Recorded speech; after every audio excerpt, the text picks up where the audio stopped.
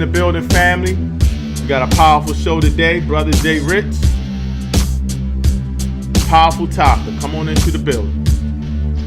Real truth and power. Health. Wealth. Knowledge of self. Uplifting the community. Let's talk about it.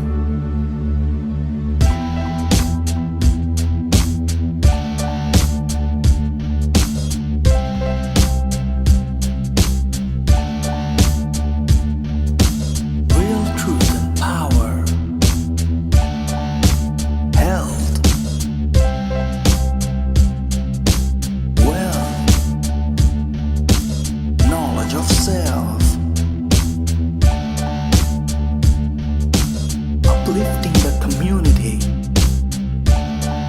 Let's talk about it.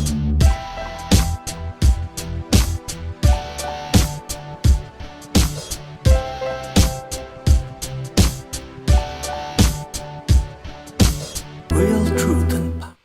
All right, family, welcome to the show, Real Truth and Power Live. We'll be having two shows going together as I got my brother J Rich coming on from Seriously Joking. So you know how we do. We got some powerful topics to discuss. We'll start the show right after this.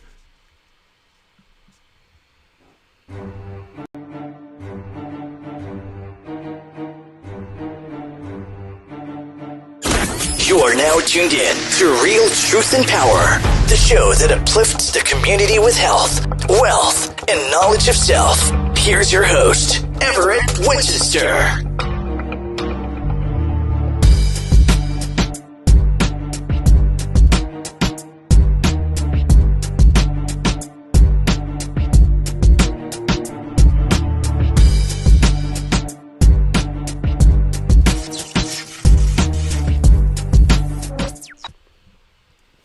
All right, man. Welcome to the Real Truth and Power Live. Please hit that subscribe button. You know how we do. We got a powerful show. We haven't streamed live in a while, so hopefully no technical difficulties.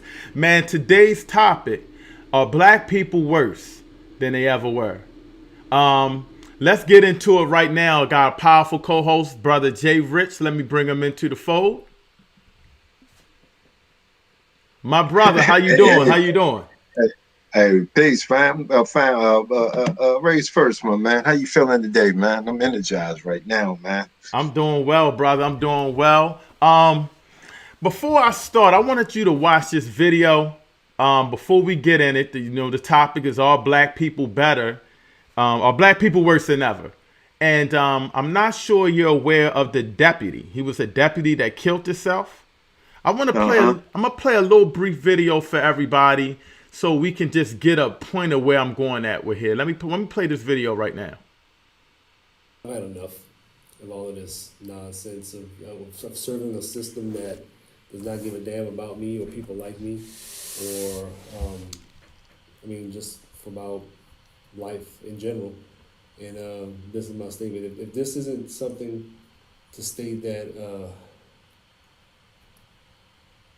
this killing that's going on, especially by the police, which I am, I can't abide by this no more. I'm not having anything to do with this nonsense anymore. Call me what you want, try to discredit me. I have been a stellar deputy in this 5+ years that I've been there. My last eval's been sent. It's copied to somebody. I can't be discredited.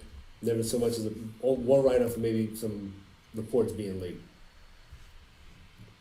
None whatsoever. So it can't be said that I was a shammer or anything like that, or I wasn't pulling my weight. And just for contextual purposes, I just want y'all to understand where and what I'm coming from. My entire life has been in service of other people. And it's just dawned on me that this time, as of now, needs to be seized because you don't really give a damn about us. That is the truth.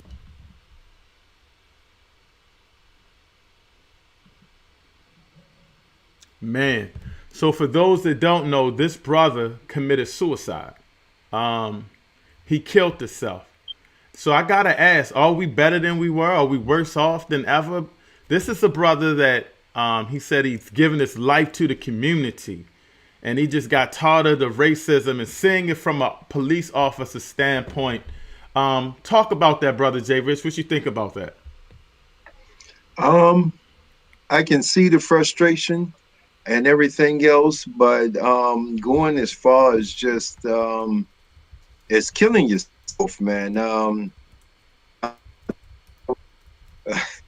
Yeah, that was it's sad, man, because as the video goes on, he's talking about how he was talking to his son and how to deal with law enforcement and everything. And then to turn around and to take your life, man, you're not there, you're saying that the system doesn't care anything about you, but you left your son hanging, man, you know what I mean, to fend for himself. Right. You know what I mean? In the system that you already know how to navigate. Exactly. You know? So man, it's a real sad situation, man. And I'm surprised there's not more black officers that are stepping up saying, hey man, you know what? There's something wrong. There's something wrong with this with the way that this police force is being run. Yeah, I'm kind of conflicted because, that's a hard job. I could never be a police officer. I could never oversee my people. That's tough enough for me. But when we deal with the fact that this brother was trying to do the job and he said he couldn't do it anymore, it pushed him to the point that he killed himself. Racism pushed itself to the point that he killed himself. That's just crazy. I'm just still shocked by that. And I'm watching him talk on the video. He seems like a good brother. Like he said, only thing I probably did was turn in my papers late, but I'm sick of this. What do you think the state of the black people dealing with just a police officer standpoint, trying to just do a job? What do you think of that mentality you have to have and where that brother's mentality was? Well, last year, PG County police officers, black police officers actually sued the police force because they had gotten in the police chief, and it was just like no black officers were being promoted. No matter how long they were on the job, no matter what their position, they weren't being promoted, and people that complained were getting demoted. There was a Hispanic cop that turned in one of his fellow officers, and he got stripped of his rank. And it was things like this that was going on for like about 4 years. It was all through like the Washington Post last year. And yeah, they filed a class action lawsuit against PG County. So my thing is this, that if you are in a police force that racism is shown, you know what I mean, to you as an officer within the force, and you're out on the streets and you are purposely going after certain communities, you have to stop and ask yourself, what, am I actually like a part of the problem that I'm actually complaining about? Because I already know internally that they're racist, and I already know externally that they're racist. For this brother, because of his rank and his position, he was a sheriff. He was very high ranking. My suggestion to him would have been either to go to a different police force or to get into training. If you really want to change it, then you have to be in a position where you are a policymaker. Killing yourself doesn't change the situation at all. It just makes it that much worse for your family. Let me ask you this, because it seems like he went to a boiling point, though. We all, how we do. We let's keep it real. We talk about how the police officer is actually what he is. It's been from the plantations on. A police officer is an overseer. When you have a black policeman, he's pretty much an overseer. Officer, overseer. Talk about the mentality of the black cop. You got some good brothers that I know that are good guys. They help coach basketball. They good guys. But the stress, because it looks like this hit a boiling point for him to kill himself. How many times did this brother turn the other cheek is what I'm really worried about. It seems to me he turned the other cheek to a lot of white police or police brutality towards black people, and that seems to be bothering. What do you say to that? Again, man,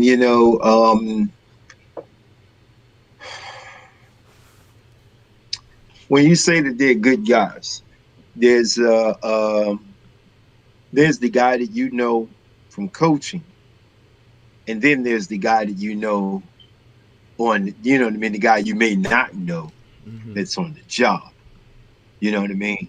Two different people. It's just like the same person that you sit next to, you know what I mean, when you go to church.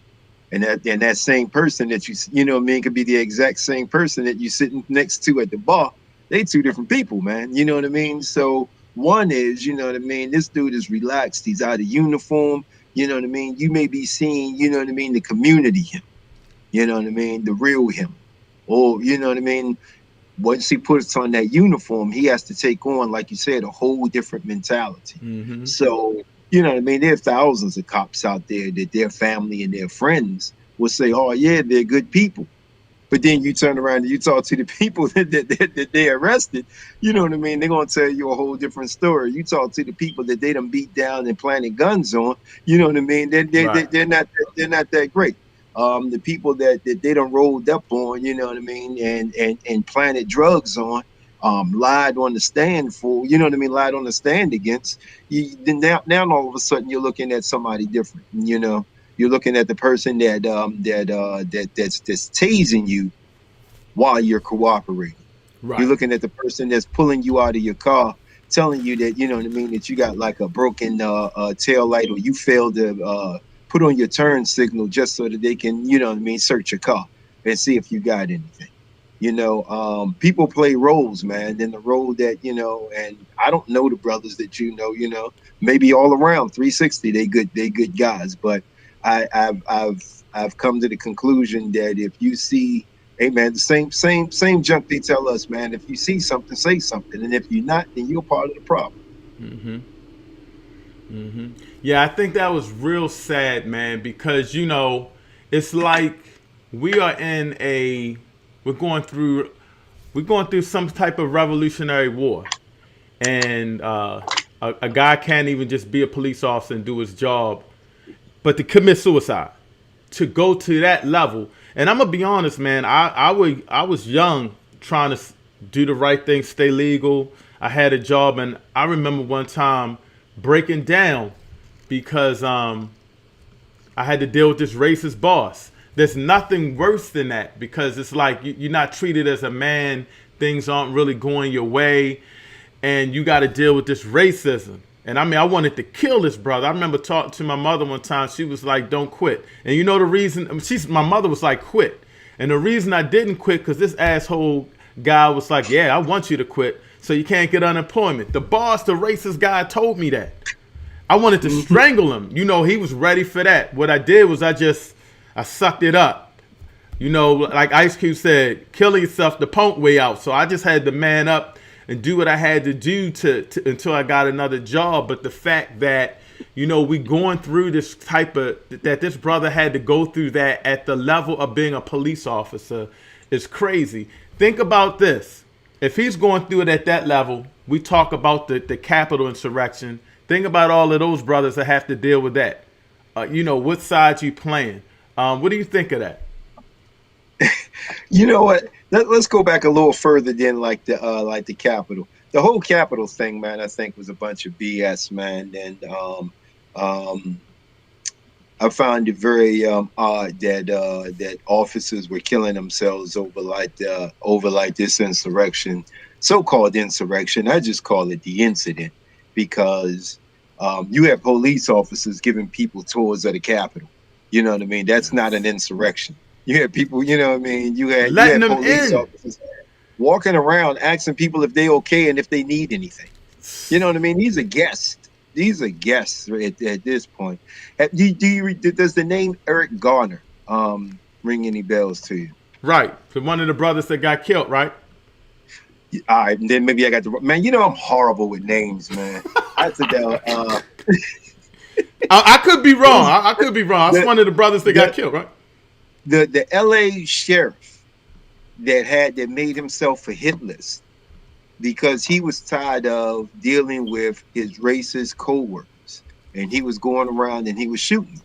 He was laying them down, and they found them in like a cabin. If somebody out there that's watching this, man, and they know what this brother's name is, I mean, it played out like a like a movie, man. This dude, you know what I mean? He complained. He put in complaints, you know what I mean, against his fellow officers, you know what I mean, the racist things that they were doing, the abuse, the overtime. He was the one that exposed, you know what I mean, police overtime that if somebody gets caught up on like a murder, then they all call their buddies to come that's about to get off so they can get overtime. And they come and they put tape around and they stand around for like the next 6 to 8 hours, you know what I mean, securing the crime scene. When all it really was, you know what I mean, them just securing themselves extra overtime. And he was just talking about all like the abuses that just take place within like the police force. And like this brother, he just snapped one day. But he didn't kill himself. He went and started knocking off his co-workers. And he had judges, that a list of judges that supported like this racist system. You know what I mean? That these cops. Yeah, man. He just went off. I wish I could remember this dude's name, man. But it was out in California.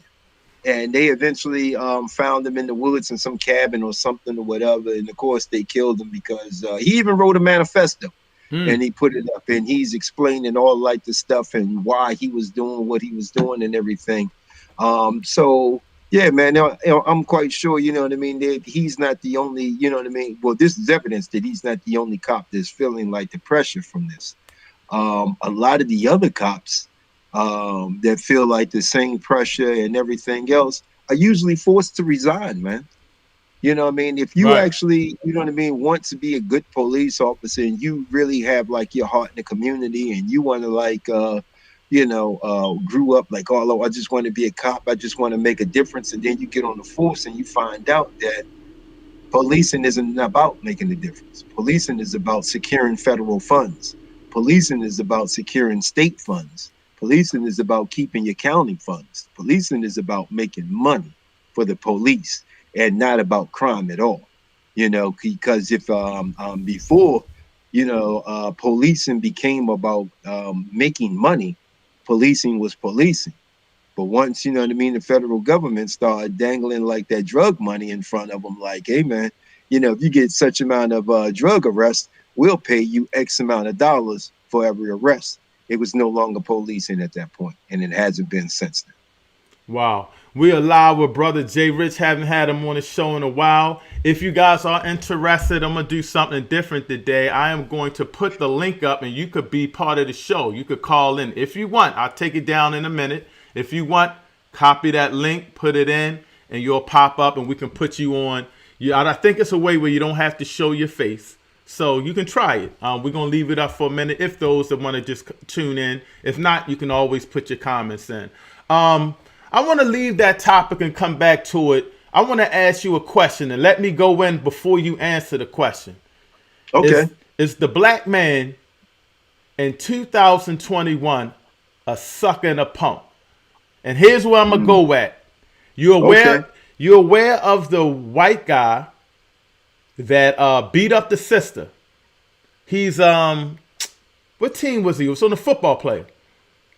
Seattle Seahawks. White guy told the sister, now he's saying he's a manic depressive, but he told the sister, bow down to me.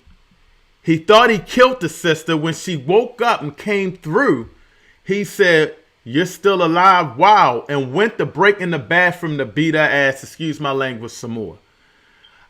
Des Bryant is the only black man that I know that has a lot of status and is popular.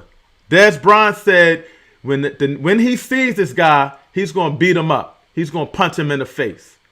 My question is, are we allowing people to do this to our sisters? Shouldn't there be a code no matter how bad the sister is, no matter if she's messing with a white guy, a black guy, whatever? You put your hands on a black woman, you get dealt with. What's going on with the black man? Are we too afraid? We pop off at each other. We're threatening each other. We're shoot and kill each other. But anybody can touch our mothers. Anybody can touch our sisters. Is the black man collectively now a sucker in the community? I got to ask, brother, because shout out to Des Bryant. I'm going to call him a defender of the black woman.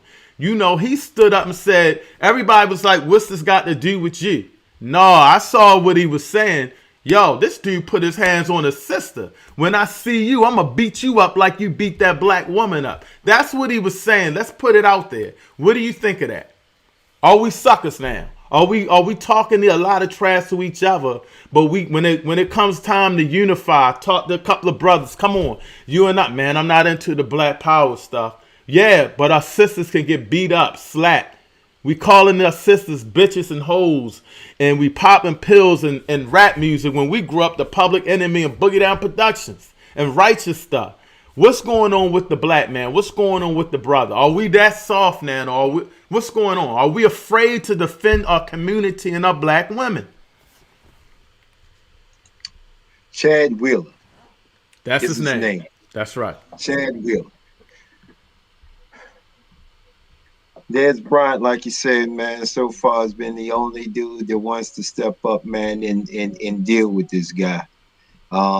It's the same as the guy that beat up the woman in the parking lot over a parking spot. You remember that? Say that again. Pulled out a gun. You remember what was it, last year or the year before that? The white guy that beat the black woman up in the parking lot, all over a parking spot. He pulled out a gun and tried to pistol whip her in a parking lot. Yes, I remember that. Here's the problem, and yes. Some black men, yes, man, are suckers in the community, man. And yeah, no, they're not about defending the black women. You have people, and unfortunately, man, unfortunately, you have some people, man, that brothers that just don't like black women, period, man. And that's the reality. And someone like these cats, man, that they pump up to be, you know what I mean, our so-called superstars or whatever, like in the rap game, outwardly, you know what I mean, talk about how they don't like black women, So, like Rod Golden said, you know what I mean, don't talk about it, be about it. You know what I mean? Just do one of them Shaq Oster tag joints. Just walk up to them doing. Doing practice while they out on the field, man, and put your hands on it. The other part, you know what I mean, it's more complex than just, you know what I mean, has the black man, you know what I mean, turned into like a sucker. And I'll give you like a couple of situations. You remember like the incident where the Asian dude punched the woman in the face, uppercutted her, threw her out the store. Like what was the beauty salon joint or whatever. Yeah. The very next day, brothers went down that joker, you know what I mean, trying to deal with them. It's like, you know what I mean, we're gonna shut this joint down. The Asians was like, yeah, half off everything today. Line wrapped around the store. They couldn't wait to give them their money. How many incidents, man? I don't know about you know what I mean, you personally, you know what I mean, you get a call from like a friend, a family member, whatever, or this dude over here putting his hands on me. You run over that joke and you trying to help her. Next thing you know, both of them looking like they're about to jump you. Mm-hmm. You know what I mean? You done jumped in, you done jumped out there trying to help her. Now both of them are about to beat you up. You know what I mean? Now you the one stuck in the middle. She attacking you and he attacking you, and you like, yo, shorty, don't ever call me again over this. You know what I mean? Don't ever, just don't do it. And then you have the ones that you actually do go and help. And a couple of days later, it's like, oh, but he said he was sorry, you know what I mean? And I'm back, I'm back with him. So, I mean, it's more dynamic than just, you know what I mean? And anytime somebody do X, Y, Z, we got to jump in and do this, and we got to jump in and do that, because at the end of the day, you know what I mean, who knows what she's going to do once, you know what I mean, she gets released from the hospital. Right now, you know what I mean? It's just like, oh, but he's not like that when he's on his medication. You know what I'm saying? So, is the situation, you know what I mean, is much deeper. Do I think that we need love and protection, man, of our women in our community? I most certainly do. I think that it definitely starts at home, man. We have to teach our own, and we have to also have to teach our daughters, man, about, you know what I mean. There's about being with toxic dudes, man, about being around dudes, man, that have like this mentality, because it's usually a pattern, man. You know what I mean? It's a pattern. So it's not like this is the first time this has ever happened. It's just the first time we ever heard of it, you know? So it's a pattern, you know? Yeah, I think that we just got to do better because there should be somebody that knows like yo, we are going to be defending our black women no matter what. Of course, we don't want our brothers putting their hands on the black woman either. But I think Right. that there has to come a time where it just seems to me that they feel that they can do whatever they want to do to our women.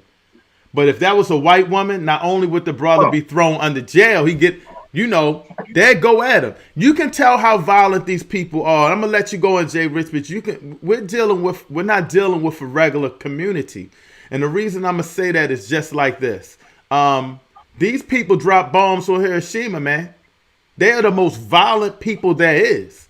So we're taking that mindset and we're being violent against each other, but we're not protecting each other. And here these guys are disrespecting our women. I'm just kind of getting sick of it. Enough is enough. It's time that we got to just step up and make a stand and be like, right or wrong, you put your hands on a sister, there's consequences from the black community. We're going to fight. yeah, yeah.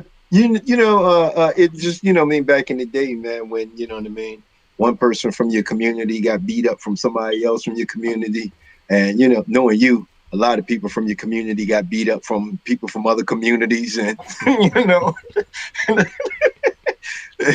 and you know what I mean, everybody had your back.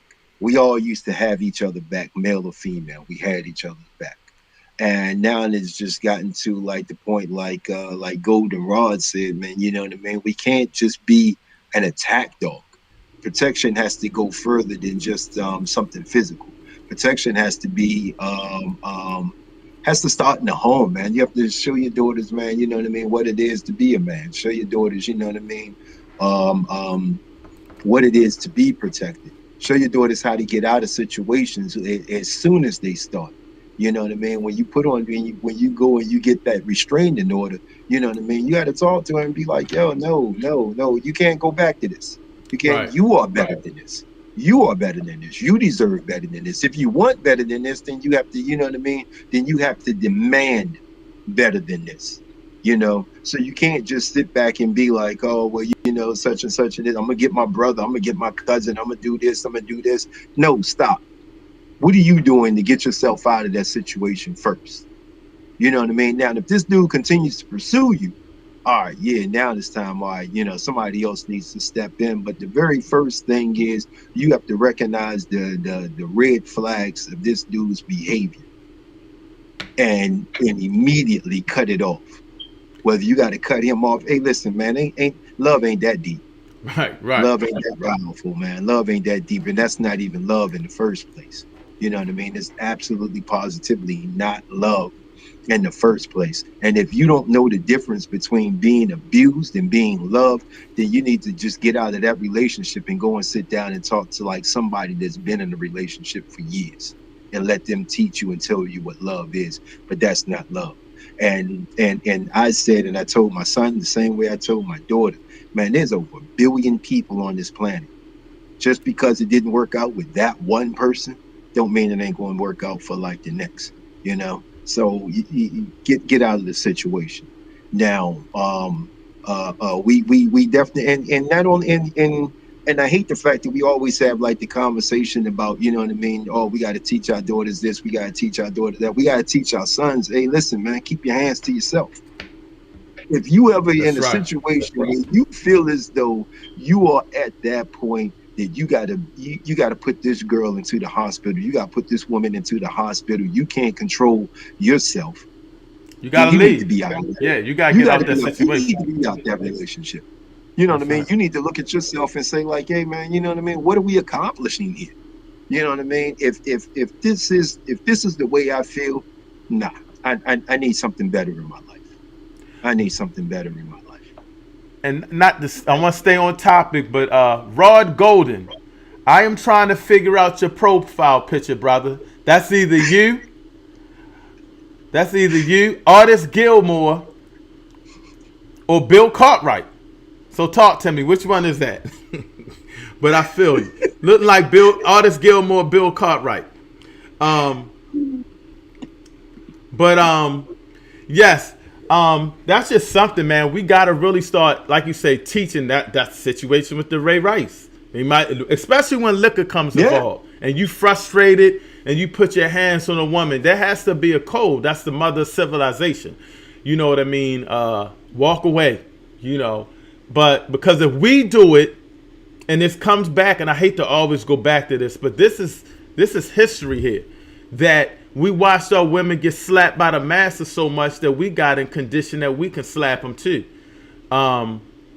You know, we saw women get raped, but we sat by and didn't do anything. We couldn't do anything. So now we beating up our women because we mad this or that. The white man's beating up the woman, and he's disrespecting, and we still not doing anything about it. It's just a frustrated thing. It's like we haven't come anywhere. It's 2021. We haven't come anywhere yet. One of the biggest things, man, and I can't say that we haven't come anywhere because we've come a long way. Unfortunately, in the last couple of decades, man, we have just regressed. Um, you know, we have just regressed because, and again, man, it just goes back to we have to start looking at each other as allies. We have to start looking at each other as assets. We have to start looking at each other as we are all we got. Mm-hmm. Because in the end of the day, we are all that we have. And until that becomes like a reality, you know what I mean? You're going to still have, like you said, um, cats out this joker, man, that's willing to shoot each other over, like, you know what I mean, over a pair of tennis shoes, you know what I mean? You're going to have people out here willing to kill each other over like the most stupidest things. But when it comes down to their sister, when it comes down to their mother, when it comes down to like their cousins, all of a sudden then they want to show patience. They want to show reserve. They want to be like, oh, just talk to them or just do this and just do that. Um, we have a lot of healing that needs to take place. And one of the biggest things is one of the biggest problems is, man, is the breakdown of the family, man. It's the breakdown of the family. And I'm not going to sit here and say that, you know what I mean, fathers aren't a part of like their children's lives. They are. But we just need more children to see their fathers loving their mothers. Yes. You know what I mean? Because that's a part of being a father as well. You know what I mean? We need more children seeing their mothers in a loving situation with their fathers. These kids don't have any, you know, some of these kids don't have any real example of what love should even look like, what love should sound like, how love should be. You know what I mean? So on one hand, we can't really blame some of them for some of the things that they do because they don't know, you know. On the other hand, hey man, you know, at any point, man, if that woman puts her hands on you, man, you got to get out that situation. Right. If that guy's putting his hands on you, you got to get out that situation. I mean, it's really just that simple. And I know some people are like, oh, you make it sound like it's easier than it is. It is that easy. It actually is that easy. Don't call me anymore. You go and you get a restraining order. If you got to change your phone number, change your phone number. I mean, most people change their phone numbers anyway because they got a new phone from AT&T, and as soon as that contract is up, they get a new phone from Sprint, so they change the number. You know what I mean, so on and so forth. So why wouldn't you do that in order to like make your life better? Why wouldn't Easy, you do that? easy, easy. You know I got Sprint. Watch yourself, J. Rich. I got Sprint. Watch yourself. Easy, easy now. You know what? It's been a while since we got together. I know we talked about about it on your podcast. And for those that don't know, I'm talking to my co-host, Brother J. Rich. He is the host of Seriously Joking. Check him out. Go to YouTube, search for Seriously Joking, and please hit that like and subscribe button for him. As while you're on here, if you can, please hit that like and subscribe button. We just want to make sure we get this information out to the people. It's very important that they just hear grown men talking, speaking, networking, and coming up with some positivity. So please, if you can, hit that like and subscribe button. Boom, boom, boom. It's down there, so we can get the word out to the people. And also, nobody clicked in yet, but if you like, there goes the link over there, right there, somewhere there. If you want to come into the show, you'll be seen, or you can hide your video and you can talk, so the link is up there as well. For those, we are streaming live on YouTube, on the Collective Black People Movement channel, Real Truth and Power, and the UNIA 421 channel, as well as we are on Periscope, Africa TV, Twitter. We all over, so we got a lot of people watching from different areas. So feel free to join in. There goes the link if you want something to say. It's been a minute. I wanted to talk about the Capitol incident again. Man, it was really crazy. It's still sinking on me how these white people went up in there and was threatening to kill the police, taking guns from the police, but yet they call us savages when we protest. Man, black people, the worst we do is bust a window and rob and bust into some stores. And we really not on code because we're doing it in our own neighborhoods and not somebody else's neighborhood. So we're not even a threat to our outside community. Where these people went into the Capitol, a place where our residents are, threatening it. It's a video of people talking about take the gun from the cop. And these people are home walking the streets right now, except for one man. The brother. The brother, he ain't walking free. So that's letting you know right off the bat the inequality, the racism, and things of that nature. Like I said, you're right. We have come a long way. But the big picture, after that, we still at the lower totem pole, and we in trouble. I'm a little afraid. That made me afraid because I said they wilding out and they getting slaps on the wrist. So what was, break that down. What was going through your mind when you heard all of that violence? Okay, let's I hate to, well, I don't really hate to keep doing this, but let's take a walk through time, my man. All right, Freddie Gray. You have people down at Mondawmin Mall running out. I'm watching them.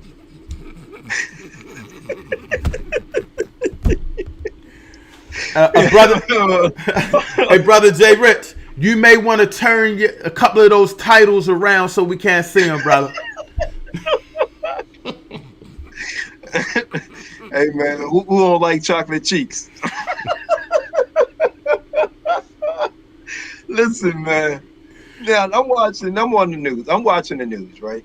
I'm watching these people come running out of Mondawmin Mall with like handful of jeans and just throwing them in the back of their car, and they run, and they got boxes of shoes. They, you know what I mean? They doing whatever, Did you see the police come down there, Joker, and surround the mall and stop them? Now, when when they were protesting on different streets, and the protest was peaceful. Now all of a sudden you got police and riot gear. When the protest was coming down and they started getting next to the stadiums, now all of a sudden it's like, okay, y'all done gone too far. When you were over in the poor neighborhood, you know what I mean, it was fine. Mm-hmm. But now you're about to start messing with like the tax dollars, you know what I mean, to go into the city. And even then, the protest was peaceful. It was just a few knuckleheads that wanted to get out there, Joker, because it was their opportunity just to tear up.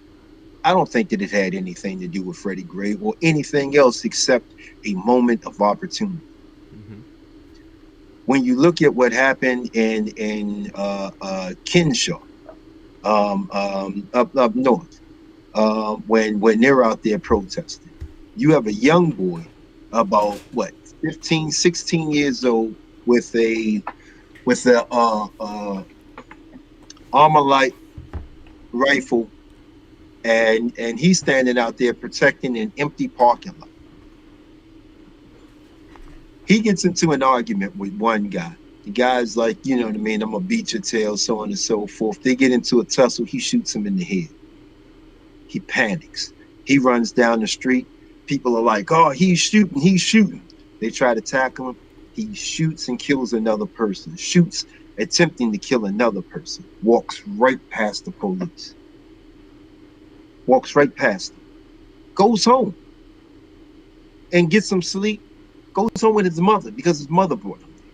His mother bought him the rifle. And I ask you this, E, this dude is being hit with 2 counts of murder and 1 count of attempted murder. But his mother is in charge. She gave him the gun. His mother is in charge. She took him to the rally. So when you start and you look at, you know what I mean, what happened down at the Capitol, whereas people are like, oh yeah, we're going to storm the Capitol, we're going to storm the Capitol, you know what I mean? Then okay, they storm the Capitol, they get all the congressmen up and out, and then they just open up the gate and let them in. You have one black police officer going around trying to round people up. One. You have a police officer that from the Capitol Police said that he called 6 different people trying to get the National Guard down there, and they were like, nah, nah, nah, nah. And once the one officer went down, then all of a sudden it was like, oh, I didn't know they was going to attack the police. We just thought they was going to go in that joke and steal podiums and piss in like congressmen offices and take dumps on their desks, and you know what I mean, and just wild out that way. Next, you know what I mean. And when they did get called in, they're showing these people around. Hey man, have you seen this part of the rotunda? Have you seen this? They're showing them around. They are watching them climb up on statues taking selfies. They're watching them take pictures off the wall. You can't hide a podium under your jacket, my man. And you know what I mean? They're walking out with them. They're walking out with laptops. They're doing whatever it is they want to do. And I told my cousin right off the top, these people ain't getting charged. These people are not getting charged. And what? It's been what, a couple of weeks now. All of a sudden now the Department of Justice is like, oh, the most that we could do is charge them with like, trespassing. So we just gonna drop the charges all around. We got a guest coming into the building, my brother Donnie Hansberry. Donnie goes in. Please, again, go to his YouTube channel. Donnie goes in. Donnie, you been listening? What we've been talking about? Hey, I'm just coming in, brothers. What's going on? Well, man, we've been talking about a lot. You know, we had the brother that the I believe he was a deputy that killed Yeah, himself sure. about racism being a cop, the Capitol insurrection, and I also wanted to get your advice on, is the black man becoming a punk, not defending the black woman. So I'm gonna put you solo real quick. Just give you some points on a couple of those topics. Oh, to go, Jay Can I Rich. say something? Can I say something before then? Yes. Introducing Don Goes In, the Minister of Information for the Baltimore chapter of the UNIA. Oh, Proper introduction, my man. oh wow. So, yeah. For those that don't know, we all members of the UNIA. He didn't actually accept the position, but brother Jay Rich recommended him. so, he, so we'll get into that Monday night meeting, but let me get Donnie in a little bit, give him some time. Talk to us, Donnie. What you think about what's going on with that? What's going on, family? Peace and power to the chat and to the family. I don't know. I've worked in positions along with law enforcement as a fireman, and I've seen it's a stressful type of environment. The things you have to see and sometimes things you have to do. You really you have to be grounded. So my thoughts and prayers go out to the family of the brother that felt like he had no other choice but to take his own life to see the things that he's had to see and witness. And I think it just speaks to a bigger problem in our community. Um, I don't know. It's I've seen even in my life, I've seen so many times death more than I think a person that we was meant to see. I've been on calls and I've seen people leave up out of here every possible way of it can, from being burnt alive to car accidents to shootings to some. And if you're not grounded spiritually, or have another a way to deal with that, then it's hard. It's hard to deal with. So I would say for the family that find something to believe in, find something greater than yourself to attach yourself to, because we living in trying times, and there's things that's going on in this world now that well, I'm not gonna say that it's never been out there, but it's a trying time, and the things we're seeing. I remember where I just seen the incident too with two people out in the snow. The brother gunned down two people on argument in the snow. I mean, I don't know if that has necessarily to do with the climate of the world today, or the frustration with the virus, and being everybody stuck at home, and just frustration. But I mean, the world we living in, we definitely gotta be grounded in something. And what was the second point? Because I missed that, outside of the brother that shot himself. We was talking about Des Bryant. You know, he had threatened the guy that beat up the black woman. And I was Oh, saying, okay, yeah. I like that because nobody famous or popular said anything. And is the black man becoming a punk? Are we not protecting our black women? Since if any other culture can just put his hands on on the female, what happens? What are the repercussions of it? But I would say this in the whole: until the black woman feels protected, then she gonna continually protect herself. Until she feels and can feel that us as a people, us as black men, are standing up for them, so that no other man feel that it's okay to approach our women, then she gonna continue to defend herself. So I think we as men, that's our place, that's our jobs as the protectors of our family, of our women. And I think through probably post traumatic slave syndrome and every other way that we've been demasculated over the generations, that defending our women, sometimes it has to be a learned habit for us, because for so long we can't even defend ourselves. So we all, have been in the mercy of racism.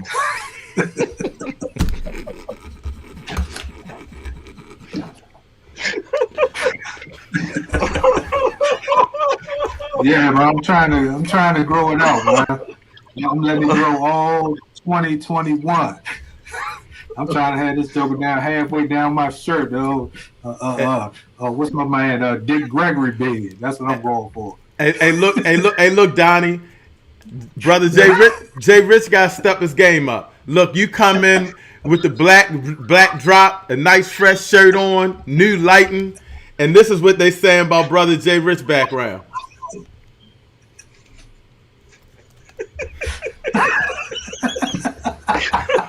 I told him turn them DVDs over. We see the titles.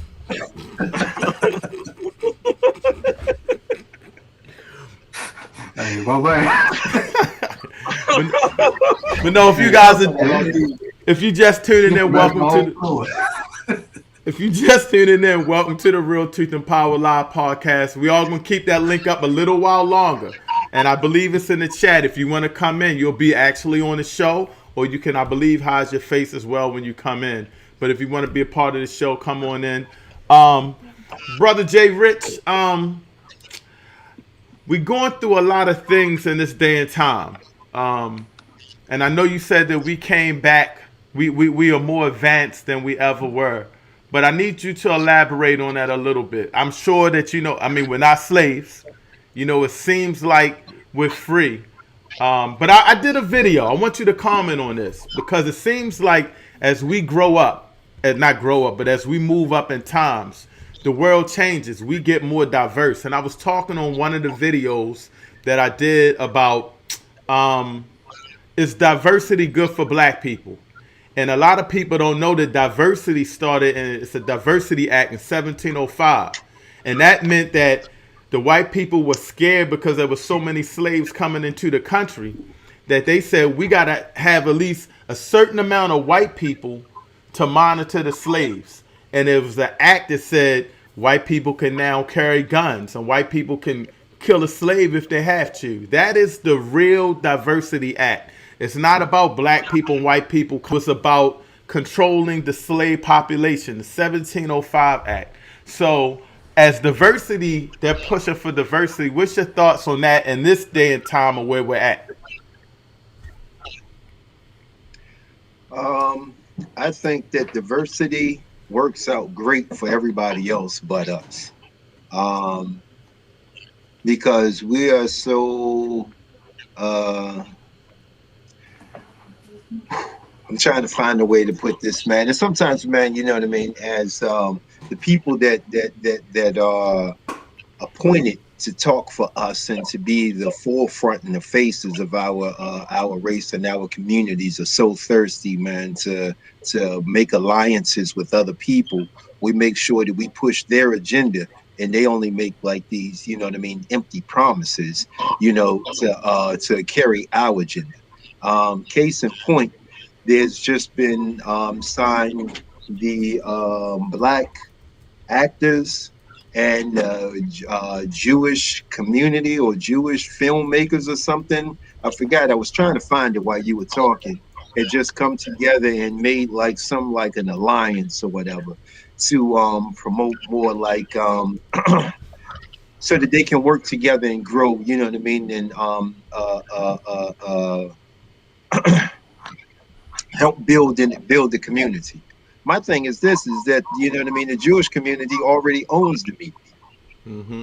Why do they? You know what I mean? They already own the media. So if there was any help that they wanted to give to us, they could just do it. You know what I mean? You have the gay community using the black community to push forth their agenda. You had the Jews back in the 60s and 70s put you know what I mean, saying they're going to team up with like black folks to push their agenda. You've had just about everybody, you know what I mean, springboard off of our backs, off of our hard work, because we'll get out there. We'll be out in the streets. We'll be the ones that's out there protesting. We'll be the ones that's doing like all like, you know what I mean, the underground work, you know what I mean, to try to get something done. And once it's all done, and I'll give you a prime example. The oh wow, now I can't even think. The civil rights bill. The civil rights bill is a great example of how they tell us that they're going to help us. But the same people that wrote the civil rights bill, it was their wives that got the advantage of that bill. It wasn't black folks. It was white women that pretty much, you know what I mean, got paid off of this. Their husbands was able to take that extra money to the side and start up a job in their names. You know what I mean? Get all these tax benefits, get all these grants from the government. What do we get? We got this. We got the same. Like, yeah, we got that bill passed. That's what we got. We said, yeah, we got that bill passed. We fought for it. We marched for 9 straight years, and we got that bill passed. But in the end, that bill didn't benefit us, and neither did any of the other ones. So when you talking about, you know what I mean, diversity and trying to hook up with somebody else, man, be careful, man. Be very careful, because the same people are saying that they want to help you. Yeah, they're just looking to use you. They're absolutely looking to use you. It's just like your cousin Twan that always like, let me borrow $5. I'm gonna pay you back Tuesday, and you already know Twan ain't got no job.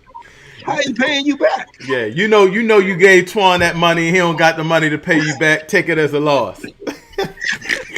And that's what's going to happen if we continue to keep teaming up with other people. We're going to have to take it as a loss. because they're not coming back to help us. You know, Donnie, you said something I thought was real important. The lack of spirituality with our people. Talk about that a little bit about how that's hurting us being on coal, hurting us moving forward.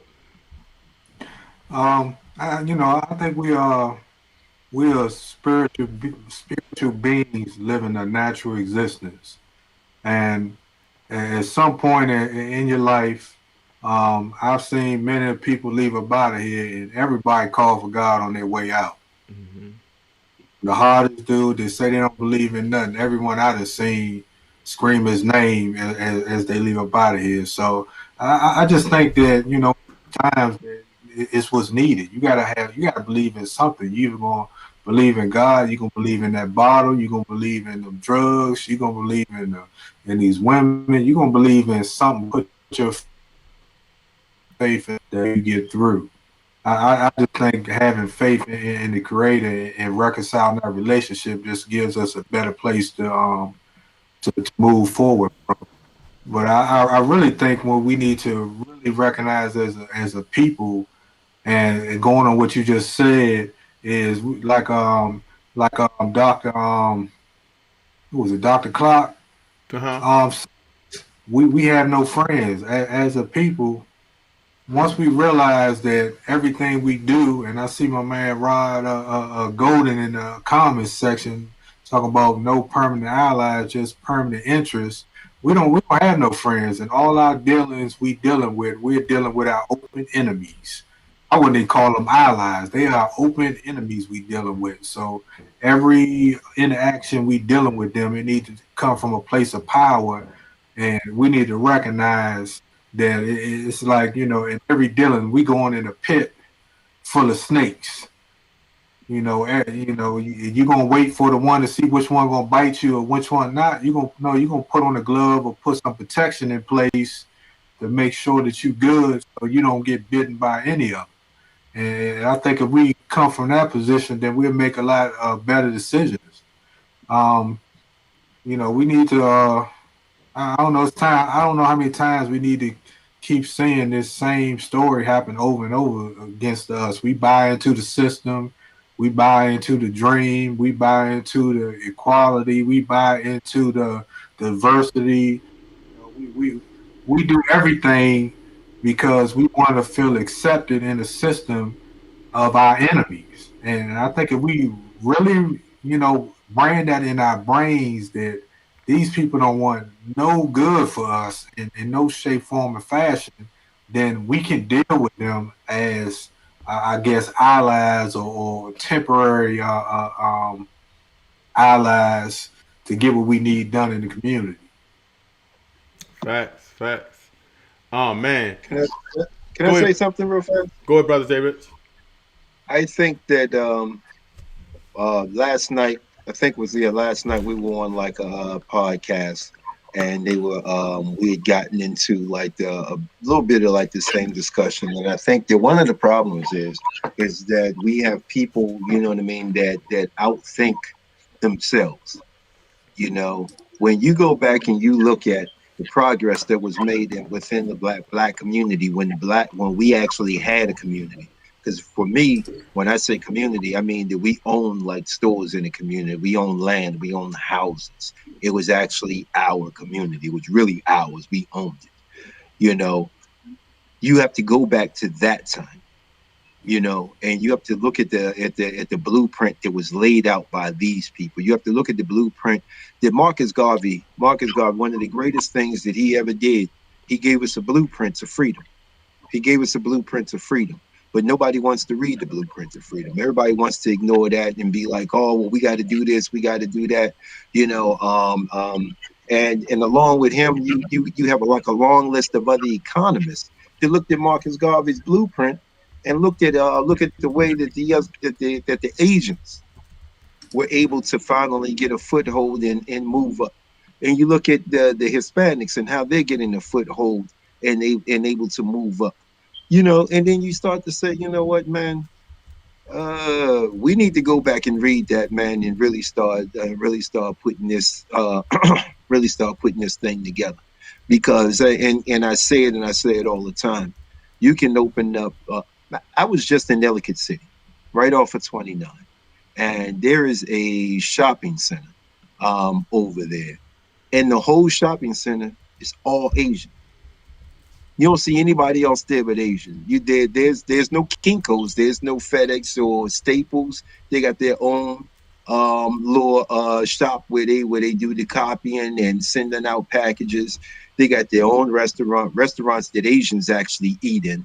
You know, they have everything over there, and almost every single shop was Asian. They had a all state insurance company that was run by Asians. So you have to stop and say, you know what?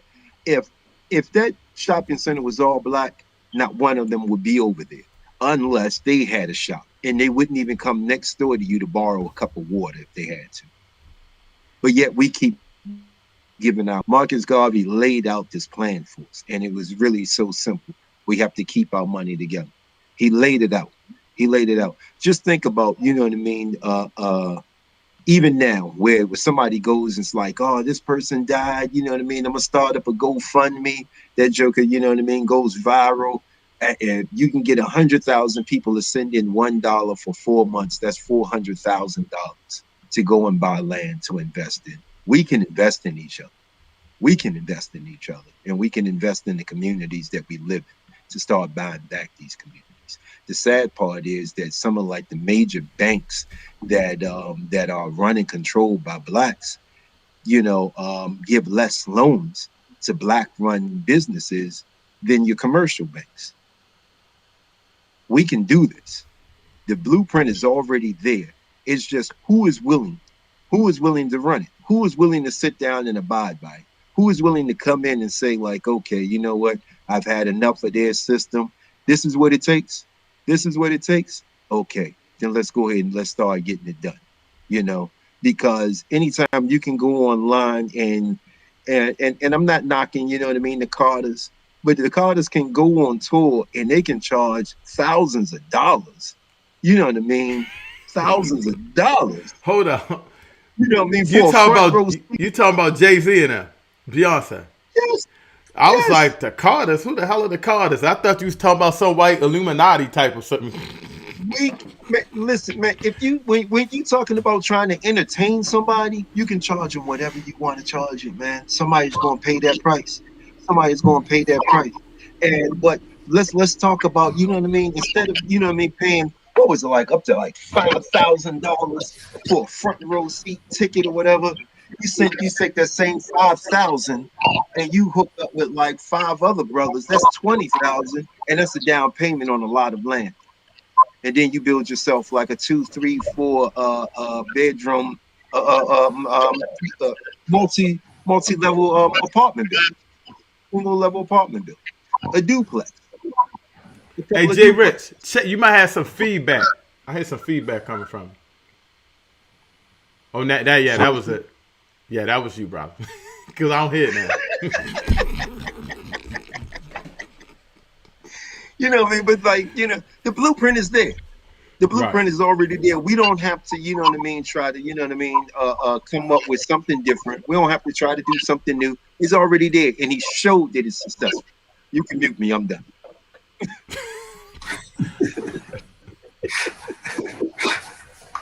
Hey, I agree. There's no need to keep reinventing the wheel. If we got processes in place that work, our oppressors or those that oppressed us and our ancestors, they haven't found a new blueprint. They've been using the same bait switch, and they've been using the same tactics of oppression for the last 500 years, and they haven't changed it up one bit. So why reinvent the wheel? So we need economically, we need a plan. Spiritually, we need a plan. Uh, and together as family, I guess we need a plan. So we need to start um, practicing some unity in our communities and building it. If we can't leave and get up out of here, we can group up in places and purchase land and property and build our own neighborhoods, our own police forces, our own everything. That way, we got a community that that we run it.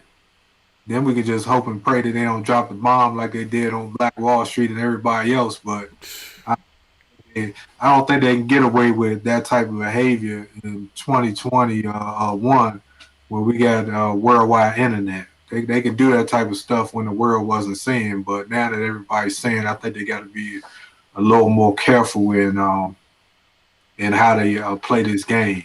I just think we as a people need to we need to realize this is a game they playing. It's chess, not checkers. And I think instead of us trying to assimilate into a program of society that's not beneficial to us as a people, and I say that as in capitalism because I hate capitalism. I hate capitalism because at least the way it's practiced, because the way it's practiced is nothing how it's described.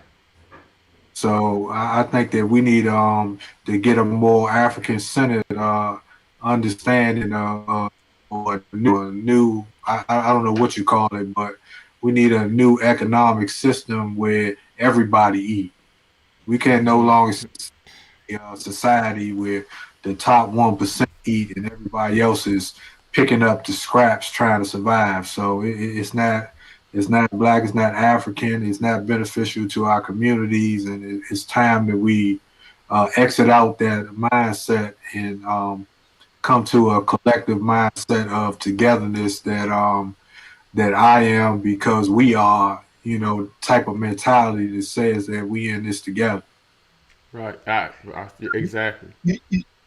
And if people really want to know what that game is that they're playing, one of the books that people really don't, what I mean, when you ask them about it, what I mean, is Machiavelli.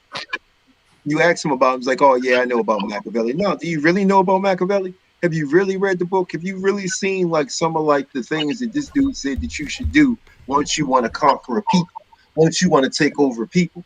Because this is the thing that the European Empire, the U.S. Empire is built upon. So if you haven't Hey, read this book, and you don't know, then you're not going to know the game. Mm-hmm. hey, they think you talk about Tupac Machiavelli. Exactly. Exactly, man. If you don't read that book, man, and you see how he talks about the way you have to go in and you have to conquer a people, the way you have to instill fear in the people, the way you have to govern these people in order to keep them down, even when you don't have enough force to keep them down, you keep them down mentally because you keep them in fear. If Fact. you don't read this book and you don't see the tactics that he's telling them to use, and like you said, they ain't changed. They read that book and was just like, this is a masterpiece. And they have ran with this game plan for hundreds of years, and there is absolutely no reason for them to ever change. They're like Belichick with this thing, man. I'm gonna keep running this play, man, until you stop it. That's right. That's There great you go. coaching. That's called great coaching. I wanted to ask y'all That's what guys this. I did a show, Equity over Reparations. Joe Equity versus reparations. I'm not sure you know Joe Biden is putting in a lot of equity plans, and I was talking a little bit about it because we need equity. We all need a piece of the pie equally, but until we get special things done for us, it's like equity. It's like white people are here, we're down here, and we keep splitting the pie now. So they always going to be here, and we're going to be here. We need some form of reparations to bring us equal. So when we split the pie, it's split evenly, and we're on a level playing field. What do you guys think of that? I'm gonna let you go first, Donnie. I think we just need to realize that, um, to me, just cut my check. I don't need you to figure out no programs for me. I don't need you to baby step me with no. Matter of fact, don't even cut it in a check. I'd rather you give me pennies or nickels. I don't care how you give it to me in something of value that I can use. Give it to me in gold. Matter of fact, cut my gold check. At least I know that when you cut my check and then they bankrupt the economy and say that now we have money. Now that $1 million I gave you is worth $1 now. So we can reset the whole system. I can say I paid you, but cut my check. I don't need. That's the problem. Everybody else get a check. For some reason, they feel like we need them to be. You know what I'm saying? They got this savior complex with us that they feel like that they got to be in charge of everything when it comes to us. We can't do it, and I say we can do it ourselves. I don't need your help. Cut my check. I don't care if you cut one of these kids' check and they go out and buy every pair of Jordans that it is. Let them do it and let them find out the hard way. But at least they got their check in the hand and they got the option to do with it what they want to, because everybody else get a check without no limitation. I'll say this much. I'm gonna let you go, Jay Rich. The day that they cut us reparation checks, that's when I know we going all to crypto. Yeah, take these checks, and they be like, "Yeah, y'all, we using crypto now." But what do you think about that, brother Jay Rich?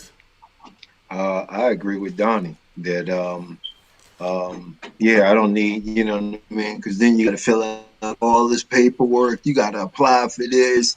You didn't check this box, so you know what I mean. You can't get the full amount, or you didn't do this, and so on and so forth. You know what I mean? It's one thing to come up with like a whole bunch of different policies, but if that policy isn't actually being enforced, then it's pointless. You know what I mean? There's a lot of policies. There's a policy, you know what I mean, that with banking and loans. You know what I mean? With racism and banking. But how many of those policies are actually stopping racism in banking? How many of those policies are actually stopping racism in real estate? How many of those policies are actually stopping, you know what I mean, helping us get homes when we have the credit, we have the job, when we have like the job history and the money?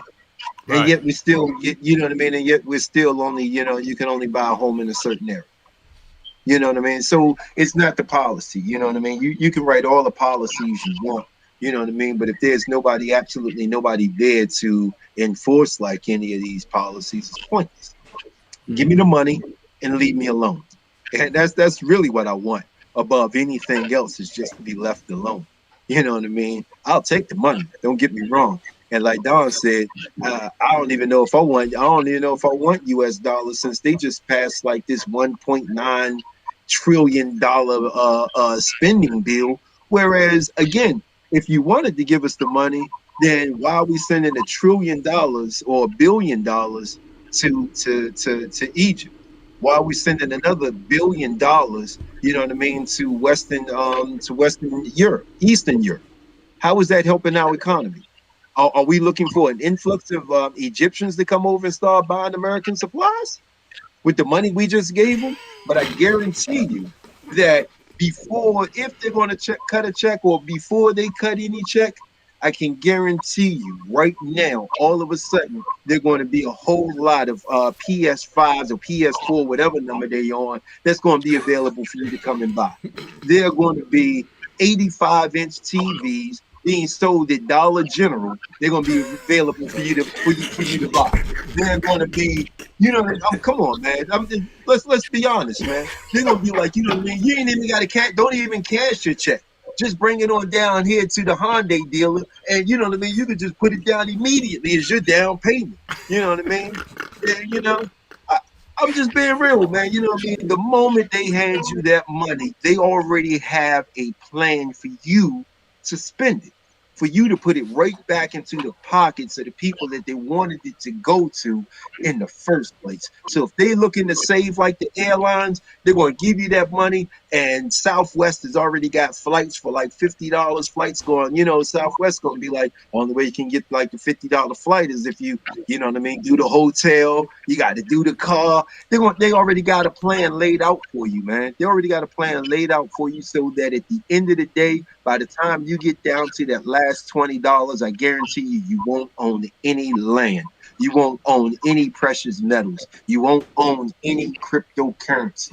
You won't own anything of value. You will spend that money. They'll make sure that they make sure that you blow it on any and everything.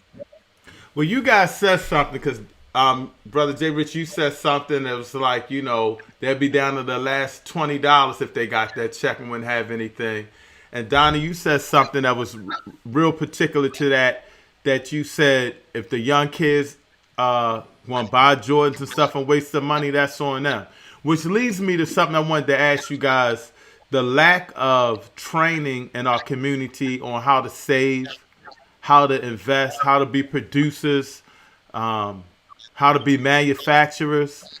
We're just consumers, and that's all we know. You know, from the average young brother in the street, you know, before it started with I'm trying to feed my family, but it goes beyond that now. You should be trying to feed your family, better the community, get up out the hood, and get back. But they're not even doing that anymore because of the lack of, you know, learning how to invest, learning all of these things. That a main issue in our community. Talk about that for me a little bit. You can go ahead, Donnie, and then I go with your brother, David. You know what they're doing now? They buying $24 million pink diamonds and putting them in their foreheads. That's what was some Avon. Hold on. Say that again. Say that again, Donnie. What did you just say? I ain't hear you. One of these rappers supposedly brought a 20-something $3 million pink diamond and planted it in the middle of his forehead like Vision off Oh shit! You ain't seen that joint? No. Hold on. Is it a rapper? Yeah. I think I did see it. I didn't know what it was. He got it was like a piece of metal or something. I thought he had hurt. I just looked. Somebody wasted the money on a medallion on the forehead, basically. A diamond. Pretty much. A diamond on his forehead. Yeah, planted his middle of his forehead like Vision on the X-Men or what is it? Somebody call that brother. For all that, he could have paid off my mortgage. God damn. Who was this guy? Typical investments, I agree, though. America is indoctrinated consumerism for kids. And, you know, that is true. And nice to meet you. Glad you're tuning into the show as well. I appreciate you. Maybe we can get together and you can teach us a little bit about investments. That could be a show. Real Truth and Power at Gmail. Definitely inbox me. Real Truth and Power at Gmail. I'd love to have you on. Go ahead, Brother J. Rich, though. Lil Uzi. That's it. That's his name, Lil Uzi. $24 million pink diamond. That wasn't $24 million. Y'all sure it ain't like... Okay. I mean, you know, that's what they say. $24 million. But still, I don't give a damn if it was $200. A $200 diamond on my forehead. Are you crazy? Yeah. Yeah. I'm not surprised by that because, you know, you used to buy them gold chains you couldn't get into the pool with. You know what? I had one. My mother got, this is serious of how I had to learn. My mother got me probably a $500 or $600 for graduation necklace, like pure necklace. It might have been more than that. It was like a small rope though, solid. Man, I went to the pawn shop, got me this big dookie joint, and the guy was like, "That's all you want?" I'm like, "Huh?" He said, "That's all you want?" I walked out that joint strutting. You know, I didn't have it dangling. I had it coming out the shirt. You know, my mother said, "How much did that chain cost?" I'm like, "A couple hundred." She said, "Man, that little rope I gave you was real. That's solid. It ain't hollow." She grabbed my big joint. My joint was hollow. She said, "You wasted all that money." And then I started thinking, oh, snap. Wow. I should have kept that little chain. And then the next summer, them joints went out of style. I was pissed. Yeah. It would be great to be able to take that money and invest it and start our own businesses. When you look at like the multiple young black inventors that have come up with different ways for us to recycle and remake plastics. Is a spot in Africa. They just came up with one of their engineers came up with a way to not only recycle plastic but to make bricks out of the plastic that are much more durable and hold more weight than real bricks out of plastics. But when you know what I mean, where do we see these brothers at? The young brother that found out how to I think it was he did what was it, recycling water or something down in South Africa. He was a young cat, and then yeah, they killed this dude like about a week later, and then somebody else popped up and took his patent. You What? know, one of the Dutch grabbed his patent. You know, so it would be nice for us to actually, you know what I mean, be manufacturers of something. You know what I mean, to start to produce and start to make, you know what I mean, our own, our, you know, whether whatever it is, you know, and make it at a price that we can actually afford. You know, I love, you know what I mean, all like these Instagram ads that pop up, you know, with black clothing and everything else. I'm sorry, man, but I don't have 120 to spend on a hoodie. You know, I don't have 120 to spend on a hoodie. You know what I mean? So on top of that, I would like to see us, you know what I mean, actually make something, you know what I mean, that is that makes our lives more convenient, where the patent isn't getting bought out by Google, the patent isn't getting bought out by Ford Industry, and it is actually being, you know what I mean, put to use at an affordable cost to us. That we're actually being able to use something that we actually made. Because just about everything that you can name in this country that brings you comfort, we invented. And Facts. then they bought the patent and then they sold it back to us. It's absolutely amazing. It's a dirty game, man. But yeah, give me the money, leave me alone, and yeah, I'm gonna go and buy something stupid. I'm not even gonna sit here and lie. I'm gonna probably go and buy me like a Glock 17 long, and I don't need it, but I want one, and then I can just hang it up. You know what I mean? And I'm gonna get with Donnie, and we're gonna fly out to Ghana. You know what I mean? With our feet in the sand, and be like that. Hey, that's it. Hey, you brought up a important point that I think we need to remember. That's a problem. Is how we got to come to selling our intellectual property to our enemies and allowing them to touch it up and resell it back to us at dollar store quality, but charge us, A1 pristine prices. And as long as we keep doing that, we're gonna keep finding ourselves in the same boat behind the eight ball. Along with the technology they use, you're saying, to make bricks, they got the same technology that they can use to make that same type of fiber or something. It's some type of fiber. I know what you're talking about. You're talking about they can recycle plastic. They can even make Yeah, it strong as steel. They can use it to solve a bunch of problems, but we got to make this stuff, and we got to realize when we doing this stuff that we dealing with an enemy that has a vested interest in keeping us down. Because, like I always say, you can't run a successful plantation if all the slaves leave, That's if right. all get $1 million checks. I mean, who gonna do the grunt work? You know what I'm saying? Hey, you give everybody $1 million check, then we all got bellies out front, and we ain't working today. So somebody got to maintain the system is dependent on keeping somebody at the bottom, and that's capitalism. So, and really in America, we in a spot now to where they starting to ship so many people in that now they pretty much saying we don't even need y'all no more. Mm-hmm. They coming over the border. They taking all the jobs and the skill jobs that we used to do. What they're not getting rid of because the technology is taking out the way. They don't need an elevator man no more. We don't need you to do certain things that they got computers and robots to do. They're bringing in cheap labor, and they're letting people in the country to take the job. So they pretty much phasing black people out of America. So I guess that's another reason why we need to get our check and roll, because eventually, they pretty much saying they don't care nothing about you. They showing us politically. Black people voted to get Biden in, black women in particular, which they admit to was how he got in office. And I don't know how many days this is. At least what is this? This is at least a couple weeks he been in office, and I haven't heard anything agenda out for black people, black women.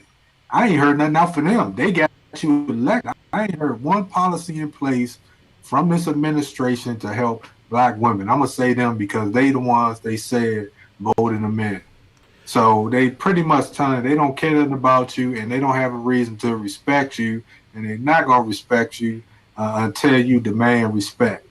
We need to stop acting like we the minorities. We're not. We the majority in the world. There's more black people in the world than them.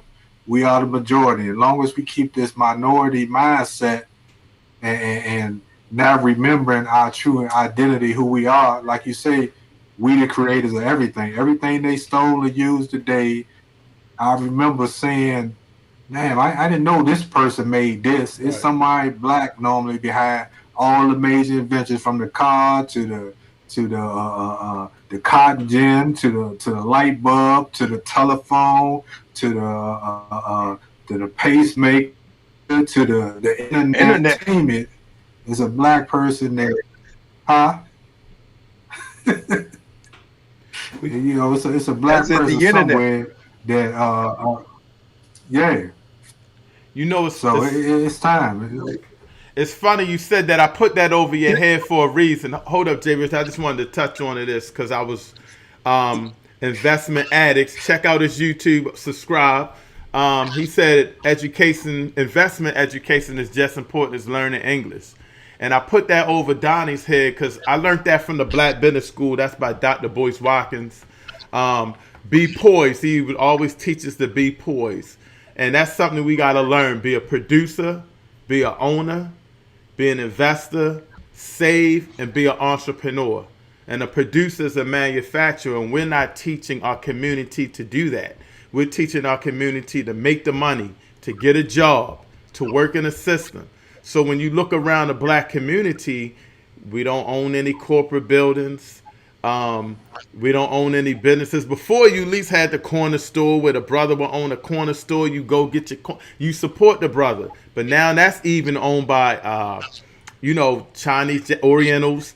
Even maybe Hispanics and Mexicans are now starting to own that. You look at the Mexicans that come over, man. It's like, I think we was talking about it on one of y'all shows. You talking about 15 people living in a house. You know what I mean? Mm-hmm. 15 people saving their money, building and things of that nature. So I just urge everybody, try to think of something, try to produce something, try to own something, property, invest, save, and be an entrepreneur. Even if you got a job, still try to do a business for write-off purposes. Learn the system, you know what I mean? But go ahead, Jay. We're sorry to cut you off. Oh, no, I was just going to touch on one of the things that Biden had said when he met with the civil rights leaders. What did he say? Like, man, y'all talking like y'all don't know what's going on. In a minute, y'all better try to hook up with the Hispanics. And, because they're about to pass you, which is he flat out telling you don't matter anymore. You don't matter anymore. You are exactly what we need you to be. And that is the springboard for everybody else. You are exactly what we need you to be, and that is the example for everybody else to be like, see, you're not as bad as them. You know what I mean? And that and use that as, you know what I mean, that's your springboard, you know what I mean? Well, to look at yourself, no matter what situation you in, you can always look at the black community and be like, well, at least you're not as bad as them. When you're talking about policy and everything with Biden, I have a question for you, E, because you and I had like a disagreement on the contract with Black America. So talk about Q. How many days? Because you said that he should have waited. He should have waited. We still waiting, bro. Oh, hold on now, brother. Yeah, we still waiting. We ain't waited. Called them yet. I agree. I agree. The time is now. When you gonna look at the plan? You see this, right?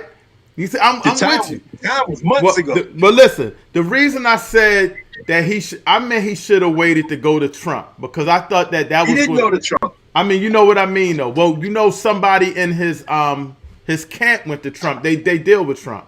Either way, the way it got out, I think that put Cube in a bad situation, because I know he meant well. I know Cube meant well. But now that Biden's in, I need to hear Cube say, yo, you win now. Here go this plan right here. What you going to do? And put Biden on blast. That's what I need from Cube. Don't wait now. Q, I mean, what we Q doing getting now? that same, he getting that same treatment that everybody else got when they started complaining when he got in office. All these civil rights leaders that have been absent the whole time, that since George Floyd that I ain't heard from, that they was on the phone complaining on the news and everything else, saying they ain't called me yet. They ain't called me. We voted for him. They ain't called me. They had to put him on blast just to get him to come to a meeting. So you know Cube ain't getting a call back. You know what I Man, think we need? go ahead. We need to put him on blast and put the pressure on I him agree. to I look agree. at like this, to look at this joke. I think Cube then did his part. He came up with the plan. Now it's up to everybody else to put the pressure on him to at least acknowledge it. Look, If look. nothing else, because they're not going to go through with it. Let's be I, honest. I don't They're know not if going y'all to go saw. through with it. They I can don't know if y'all acknowledge. saw. I don't know if y'all saw that video I did. This goes back to them as well. When Kamala Harris said, "I'm gonna do plans to benefit all of America," and when I do plans to benefit all of America, yes, it's gonna help Black people. But there's something called pre-quo pro. I don't know if y'all saw that, and that's it's Latin, but that's pretty much saying for your vote, for your vote, you need to give us something in return. That is pretty much how politicians do things. Pre quo quo. I did a video and we don't do that. And for her to say that, I thought that was quid pro quo. Thank you. Yes. It's a tongue twister. For her to not say that, like she's Black, we voted for it. I'm not getting on the sister. I'm hoping she's going to do her job. But what I am saying is the mentality to go in and say, yeah, you guys voted for me, but I'm not going to really do something to fix up the community. I'm going to pass a law that's going to benefit all communities. How about pass that law to benefit all communities and put some money into our community to get the drugs out? You know what I mean? Save these people. The murder rate is crazy right now. I'm just lost at that. Quid pro quo. That's what it is. Why would they do that when they bring the drugs in the community? Well, you know. Yeah, when they bring it in the country. I mean, that's messing their money up. I agree. I mean, everybody remember the Ron Contra scandal? Everybody remember how all this started? They brought this here. Yeah, They made I this remember. and put this stuff in for a purpose.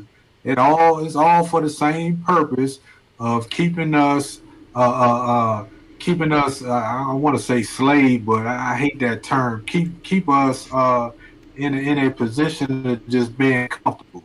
They give you all the drugs you want. They give you all the alcohol. It's a liquor store on every corner. There's a church on the opposite corner of every corner. They give you everything that you want to try to keep you submissive and keep you enslaved mentally so that they can continue doing what they're doing. You know that's crazy, isn't it? Not you. It's one thing when you mention the liquor store, but they also controlled us by the church. You know how they how they instructed to use religion to control us. You know, this ain't a knock on religion, but this is how they use religion to control the slaves. The fact that in our community you got a church and a liquor store on almost every corner. That's crazy. When you think about that, you think about the mindset of your community. You know what I mean? And that's something that it really got to come from within. We got to change that mindset, and we got to first take over our community and do that part of it. But go ahead, both of y'all. Y'all can flow into that. The fact that you have a church and a liquor store shows you the division that they want to keep in the community. You know what I mean? It just shows you the division that you want to keep in the community. I think that because I can't really knock religion because religion has changed the lives of a lot of people and had them turn around from doing things that were very destructive to the community to being a part of uplifting the community. One of the biggest problems that I have is that that nowadays, and I think that I brought this up once before on one of your shows or whatever, that the church used to be the meeting place for the civil rights movement. The church was the meeting place for the civil rights movement. And now you have in 2020, 2019, 2018, you have five of like the biggest mega churches in PG County going to family credit union and telling them, hey, you know what, if you want out, you know what I mean, you're gonna have to give us special interest rates if we bring out money to you, you know. And of course the bank is like, you know, I mean, it's a credit union. They're gonna be like, yeah, man, you know, this five mega churches or whatever. These cats got like multi-million-dollar properties. Yeah, I'm gonna give you the rate. But here's the kicker. But we don't want our members to get those rates. We get those rates. This is the pastors. We get those rates. Nobody else. The problem in the community. And so I don't say that religion isn't dividing us. Some of these so-called religious leaders are dividing us. So you Because saying are you saying I should not have faith in the Reverend Creflo Dollar? Are you saying that, brother? Because this brother Hey, done hey, got man, he done got a Creflo done got a church. He got a plane, but then he get a jet or something. he got planes with the S. He got Plural. more than one. Yeah, Damn. yeah. And when the COVID hit, he went and got himself a cash app so you can still send in your tithes. And that's a true story, my man. Wow. Wow. Hey, you know what? I think the problem is that came in with the church and where we lost it. It's also that prosperity ministry that they all fall underneath. But it's that separation of church and state. It's that tax-free status that these religious organizations use to where they tie their hands. So when you say back in the day when our grandparents and great grandparents were out there in the community with political rallies, where even the president and whoever else was in office, they came to the church to have that because their hands weren't tied.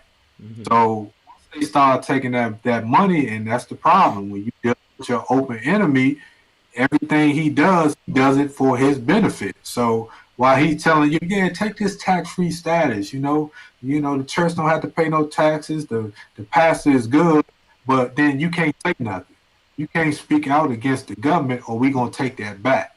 So the problem is not the religion. And I'm a believer in faith and believe in God. So it's not that. It's their hand.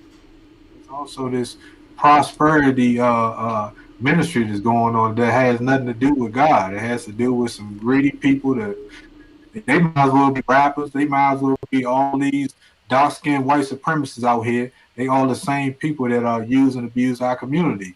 And when they stop giving back, like our grandparents' church and stuff did, where they stopped giving food, clothing, help, started bringing up the community.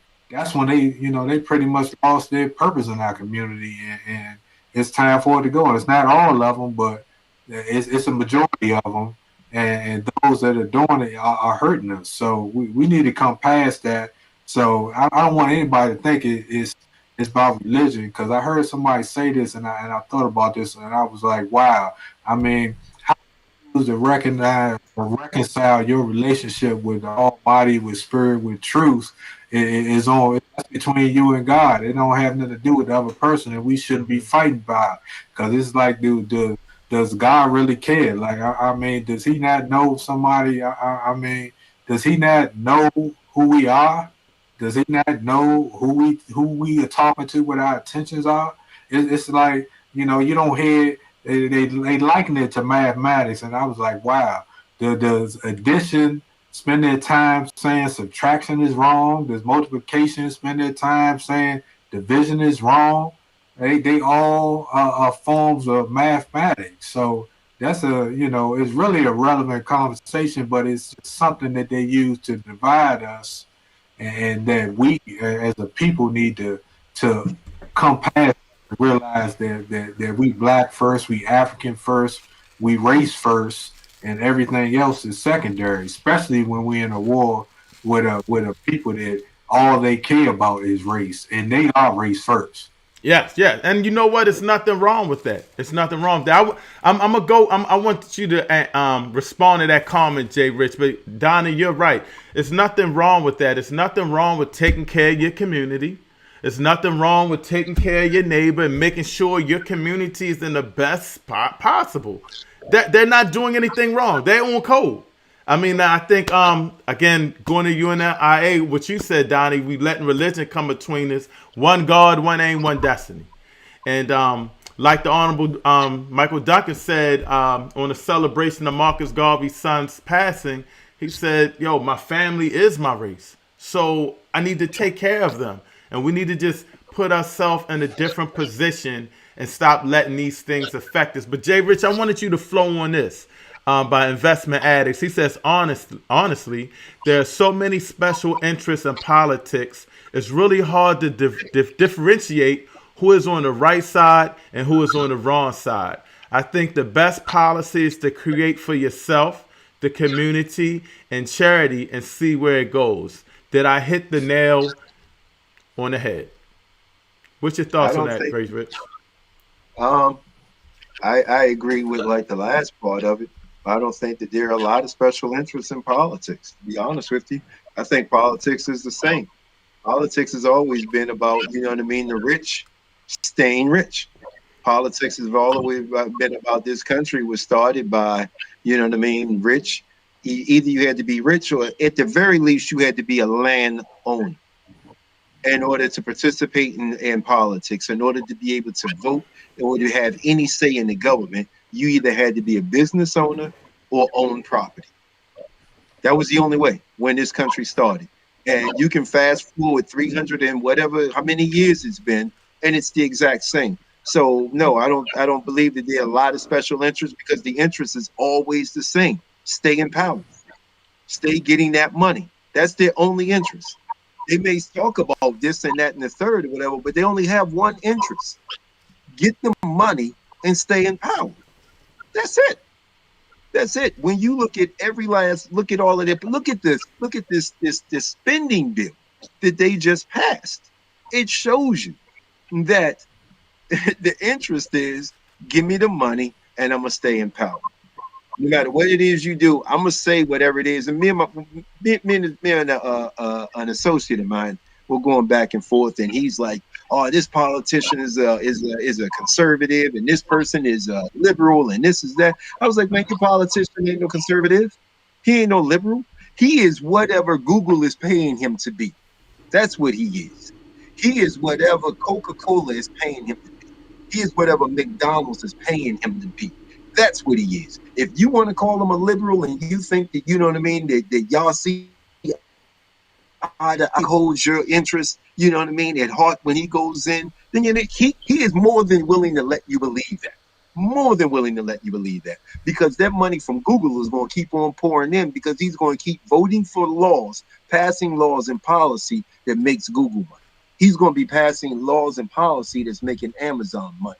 But when you got put out of work because of this COVID-19, what did he do? They sent you a check for how much? Over how many months?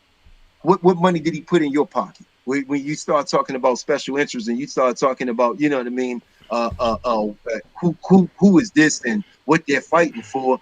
Nothing. They're only fighting for themselves. They always have, and they always will be. And with Donnie was saying with like the church, I have absolutely no problem with like religion. No, and I agree with you. Religion isn't the problem. And the fact that It's they not. try to hold over, you know what I mean, the separation of religion and state, they do it selectively because let's not forget Joe Biden was just going around doing tours in southern churches. There was no separation of religion and state then when he was going around lying about being a part of the civil rights movement. There was absolutely no separation at that point. But if you start telling people like to band together and stop supporting this or stop supporting that, that's something that they don't agree with, something that if you're not supporting them, then there's a problem with the separation of state. But my whole thing was you have a group of pastors of mega churches making millions of dollars going into the banking financial system and telling them that only we can get a special rate, not our members. All the members should leave. every last one of them members should leave. And that 10% that they automatically take out of their check sometimes, or that they're putting into their church, put it into buying land with your family. Facts. Investment I agree. addicts. Investment addicts. I'm gonna give you the rules to the show. You get one pass because you probably tuning in for the first time. You can only agree with Jay Rich once during the show. You know it's human law of mathematics. It don't add up once you agree with him twice. 1 + 1 doesn't equal 2 in this situation. It's a weird mathematics. And it looks like I think you're investment addicts. Put in the chat. Are you watching from Twitter or Twitch TV? I can't tell which one.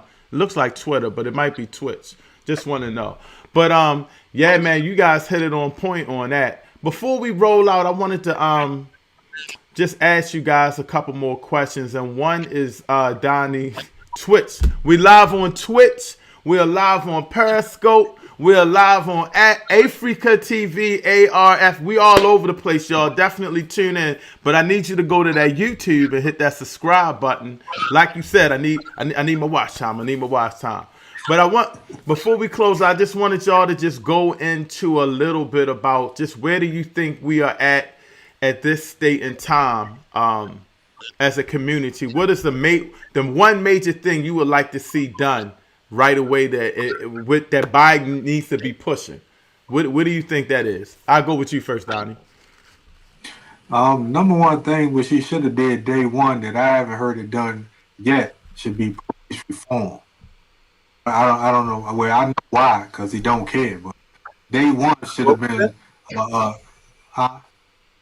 What did you say? I said day one, and he should have did, which I'm still waiting for. It should have been police reform. That should have been day one.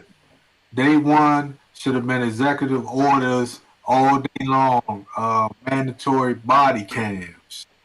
It should have been a national system to report incidents of abuse by police and murder. It should be a what's that law they got that I don't know if it's the Good Samaritan law they have where that you know I'm in fear for my life so I can kill you law that they use on us all the time, or you know I can abuse you because I'm in fear for my life law. That needs to have been gone day one. That alone. It all starts from that one thing, man, like we talked about. Hold that, Donnie, because you hit something. I want you to check out that. I want you to Jay Rich to answer investment addicts. I was just about to say that the stand your ground rule. All of that stuff, like when I want to get your opinion on this first, Donnie, because when we talk about changing police reform, a lot of the way that they act is towards black people. Like, you're not hearing about this in any other cultures. There's a reason for that. So is it police reform or is it changing the mentality of others? Because I think their mentality isn't changing, and that police reform isn't going to change because of that. I think, like you say, they really believe that they're really afraid of us. There's some that are racist cops. There's some that the Constitution, it goes way back that we're less than human. I think I did a show on the religious education of the Negro, how the pastors were saying we were heathens and stuff like that, and how religion just makes you human. They look at us as human, and we need to be. All of this stuff they've been raised as. The pastors are teaching this in the church, and they're teaching this to the slave owners. These people grew up believing this to a certain degree. So do you think it's their mentality, or do you think police reform? Because I think no matter what rules they have in place, if they kill a black person, it's always going to be in the back of their mind, you know, that all of these stereotypes that we have. I think that is the major thing they're thinking, but I wanted your opinion on that, which also goes me to what was the movie? I just did a review on it. I don't know why I'm going blank tonight. What was it about? Oh man, is it American? No, American Skin. American Skin. You didn't see that yet? No, I What? didn't see that. All right, well, I'm gonna need you first to go check out my channel, find that video, hit that like button, and I did the review on it. American Skin is about a black guy he has his son going to out of the hood. He has his son going into a white suburban good school, but they live in the hood. But he worked there as a janitor. I guess they and the son was on the basketball team or something. So I guess they might have been coming from the game or something in the wrong neighborhood in a messed up car. They got pulled over. You know, the son's a young guy. Like, man, I can film, put the gun away. Somehow he gets shot. And then they go into the police station, take over the police station, get some prison guards, because the cop got off. He got off. He didn't get prosecuted. And they gave him a trial right then and there at the police station. And the cop pretty much said it. Come on, man. Yeah, the cop pretty much said, you looking how you looking. You're in this car. You look like you didn't belong. Come on, that's why I stopped you. So that alone, you know, you got to see that movie. You got to see that movie tonight. What's it on? It's on Prime, though. I think I watched it on Prime. I can't remember. Okay. Yeah, but go ahead. Go ahead. For that. Yeah, I remember the previews for that movie. I didn't know it was out yet.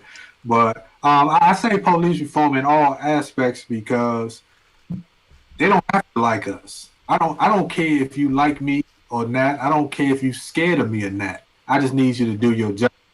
Facts. So put laws into place to ensure that they do their job. Like that's why I said body cams, 24 hours. You know what I'm saying? You can't turn them off and you know not be prosecuted. Mm-hmm.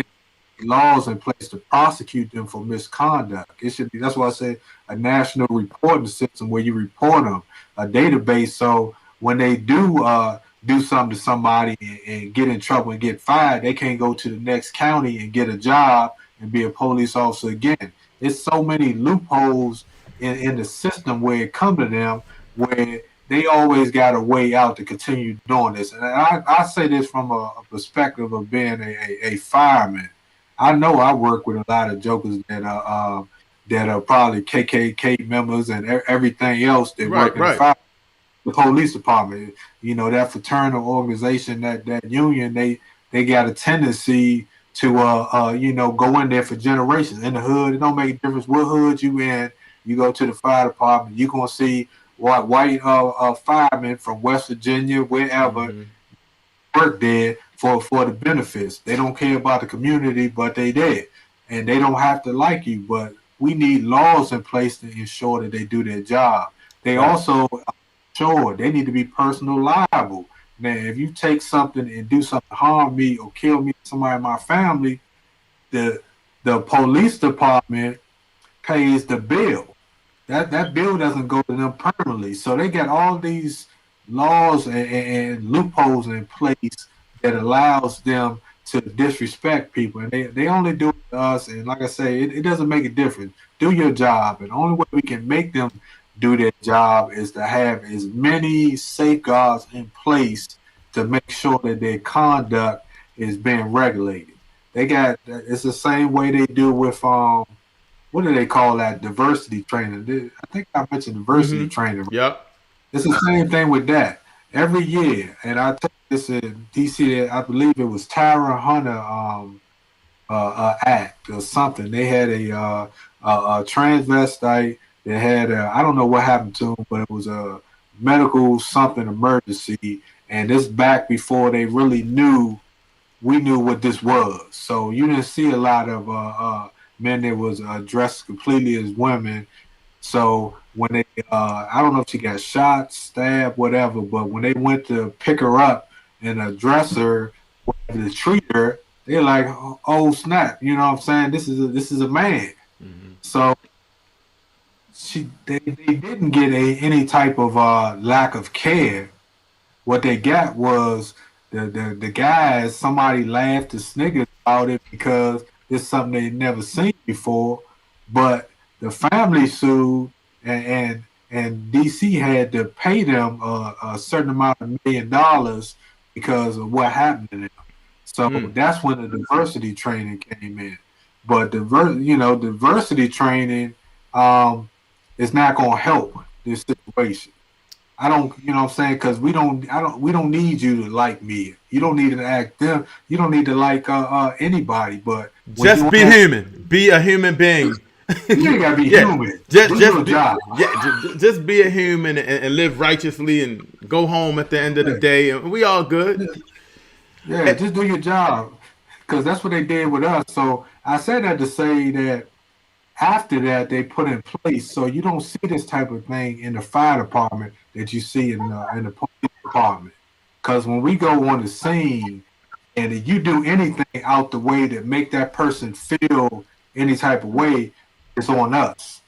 We get prosecuted. We could get fired. We got disciplinary if the patient says a problem, and we need that same type of mentality on a police officer. So they supposed to be public servants, so they should be serving us. It shouldn't be a situation where they overly aggressive to us. The fire department, we can't do that. You come out, you don't see firemen come to your aid and talking trash to you and disrespecting you. No, they come and they got to humble themselves, not because they like you, because they know if they don't, there's going to be repercussions. So it should be the same thing on the police force. Facts. Brother J. Rich, investment addicts wanted someone to respond on this. I don't know if you can see it, but he was saying social media and the algorithmic formulas dividing us. The algorithm is putting us into our own echo chambers, and anything we see outside of that, we just immediately reject it. When we are fighting, people are profiting. It's sick. What are your thoughts on that? Oh, absolutely, man. I think that one of the reasons why we keep freezing up is because of an algorithm to slow down your bandwidth because you're spitting knowledge right now. Yeah, you done already touched on too many keywords, man, on like this podcast, man. So they got to slow that joker down, man. It's real, man. And even if they didn't slow down like the bandwidth, what they're going to do is shadow ban you. You know what I mean? The moment that you start saying something that you don't want, all of a sudden you're going to see that your video isn't being played. The last time we did like a show, I usually get an alert on the phone when we go live. I ain't even get an alert, you know what I mean, for my own show. And I'm like, come on, man, what's going on, dude? You know what I mean?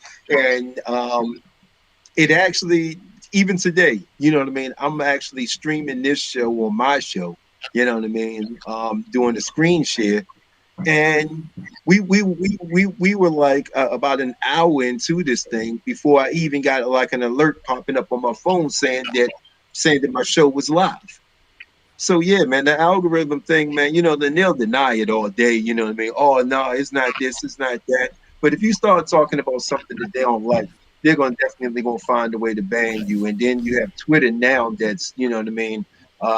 Twitter, Facebook, Instagram, all of them are changing like their rules or whatever, their policies and procedures to just ban you. You know what I mean? So if you're getting on there and you're saying, I was just reading before we came on, a guy that was talking about COVID-19 on his YouTube, and I guess he had like thousands of followers on his YouTube. Mm-hmm. They demonetized him on YouTube. They demonetized him, and the next step is, you know what I mean, they're just going to shut down his channel. And so yeah, man, the algorithm is real, man. You have freedom of speech as long as you only say what they want you to say.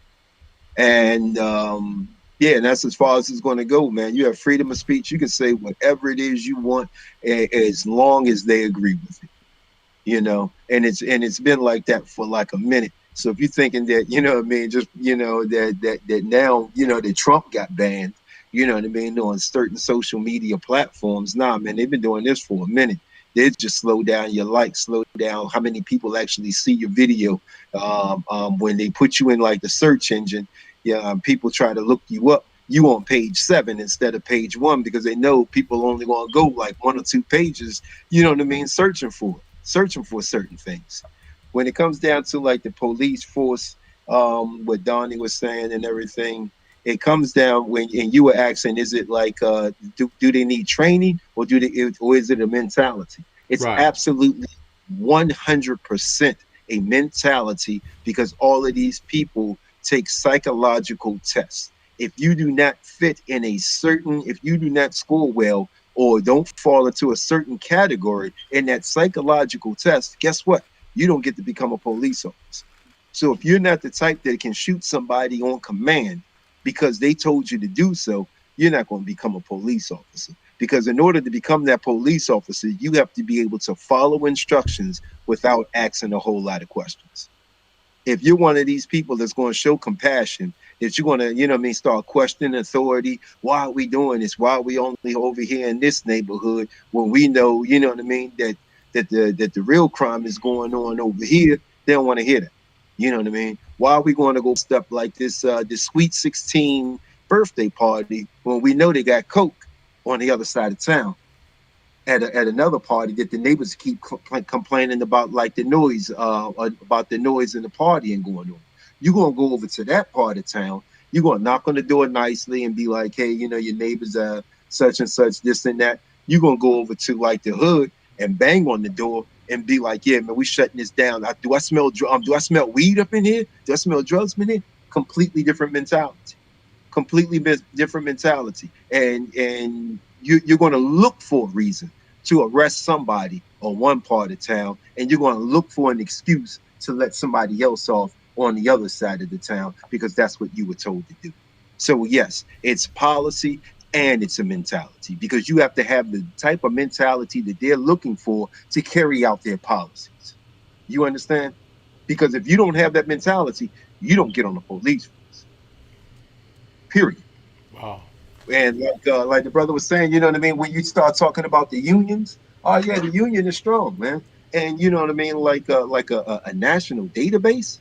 The first thing that they're gonna complain about is the same thing they always complain about when one of these cops can shoot and take the life of your family member, your friend, your husband, your child. They can be like, "Oh, I've been getting death threats from who?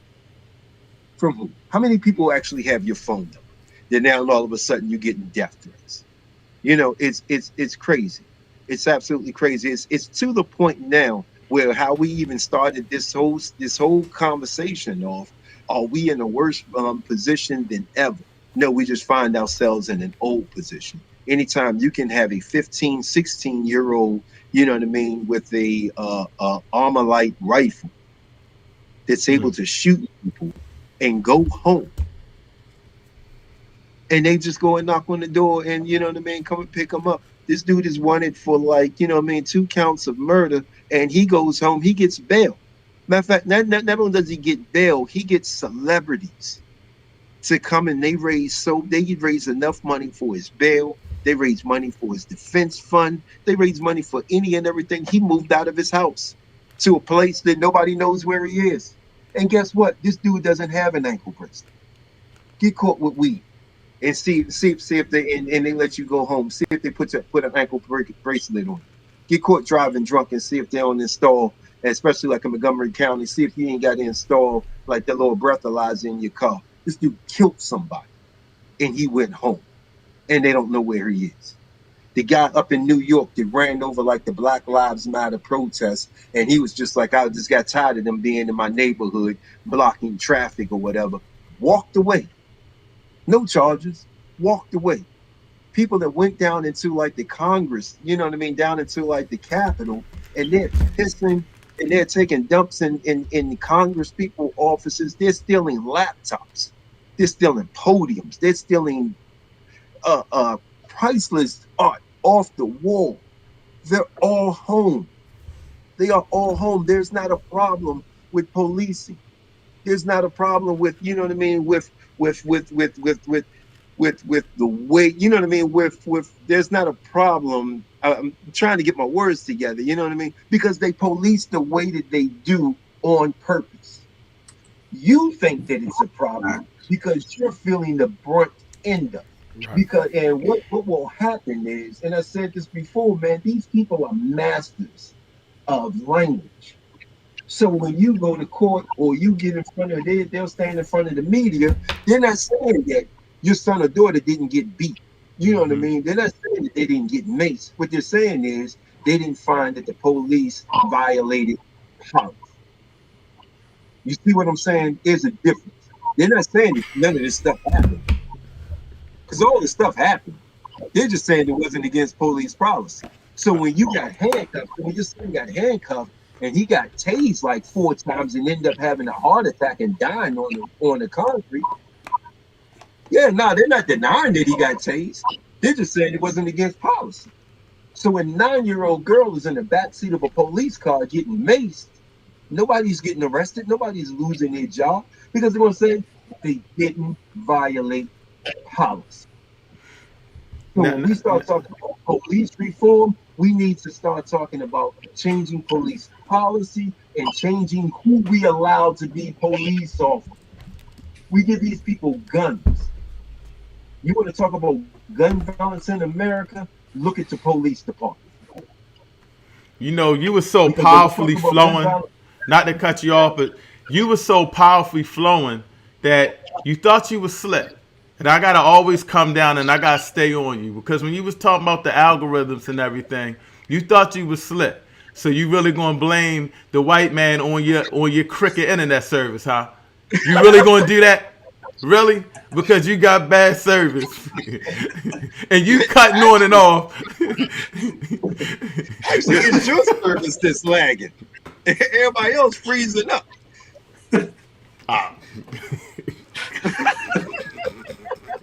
I'm just saying, brother. I gotta stay on you. Khalif Browder spending 3 years in lockup over a backpack that he never stole. But the dude that stole a podium from out the Washington, out of the Capitol, he home. It's ridiculous, man. Yeah, man. So you have to change the mentality that you hire to be police officers in the first place. You Fact. know, that's the Fact. biggest thing. That is the biggest thing. And then you have to start changing like the policy. Because if you start hiring different people of a different mentality to police, they're going to automatically start questioning the policy. Why is that? Why are we doing this? Why are we doing this? And it goes back to what I was telling you before. It goes all the way back to like 1980.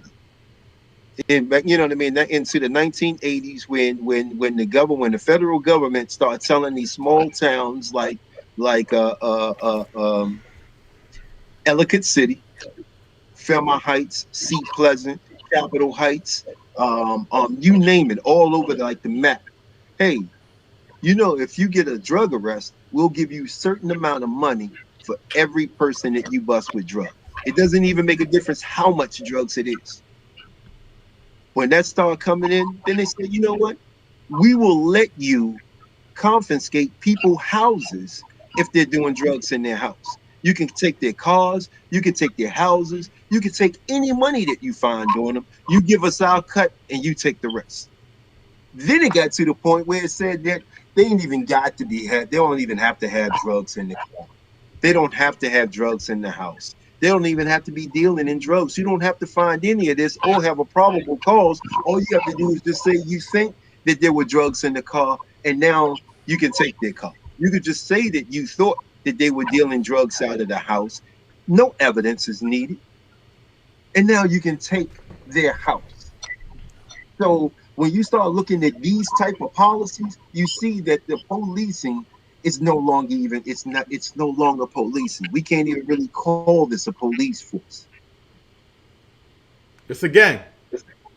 It's a gang. That's exactly what it is. It's Because a if the gang. gang wanted what you got, and they were like, "Look, man, we're gonna take over this house. We're gonna make this a trap house," and they run up in that joke and run everybody out and take the house. They got the house. The cops can run up in your house and be like, "Oh yeah, well we thought there was drugs, being sold here." They ain't gotta find drugs. The Supreme Court said they don't have to find drugs in your house to take your house. They could just think that you're selling drugs. Oh They got your Lord. house. 80% of the people that get their houses taken or their property taken by the police and these type of seizures never get their property back because your property the charges isn't against you. They're not charging you. They're charging your house. So now you have to hire a lawyer to prove that your house didn't commit a crime. Damn. So if they took $500 off of you, or they done took your rent, they done took $1,000 off you for your rent because they think that that you're a drug dealer and this is just they're confiscating drug money and it's actually your rent money. It cost you $2,000 to get a lawyer. What you gonna do? It's gonna cost you $2,000 to get $1,000 back, and if he recovers the money, he wants a third. So you're really spending $2,000 to get 700 back, 666, because he wants a third. It's a That's dirty crazy. game, man. This is no longer policing. This is not policing. 80% of the people that are locked up in prison right now are there because of some drug charge. And if you talk when we sitting here talking about are we safe, you know what I mean, and the murders and everything else, it ain't murderers that's back in prisons, my man. It is not murderers. You're right. It's not pedophiles that's blocking, you know what I mean, that's packing in prisons. Getting caught with I agree. drugs, any amount of drugs. We're not policing anymore. We don't have a police force anymore. What do y'all think about investment addicts? I know someone who was a police officer, and he said there are a few police officers who patrol on the premise, race out of place. I'm assuming that in our neighborhood, get them out of here. They don't belong here. Patrol them in that nature, which is funny when I'm thinking about it, because most white people come in our neighborhoods to buy drugs. It ain't like And we never going in that neighborhood to buy. If you ever see a black person in a white person's neighborhood, more likely he's on code to just enjoy the atmosphere, being relaxed. He ain't trying to break into nobody's house. I ain't saying that doesn't happen, but 9 out of 10 times, poverty, you commit crimes around people that you are with. We're not going all the way out in the suburbs unless somebody got a sure enough scheme going on to do some crimes, man. It's just they patrol up a neighborhood, man. We just don't. It's just the bottom line. The funny thing about that, Everett, is that the interracial crimes is less than, I think, I want to tell you, it's less than 15% of all crimes committed. I believe Less than it. 15.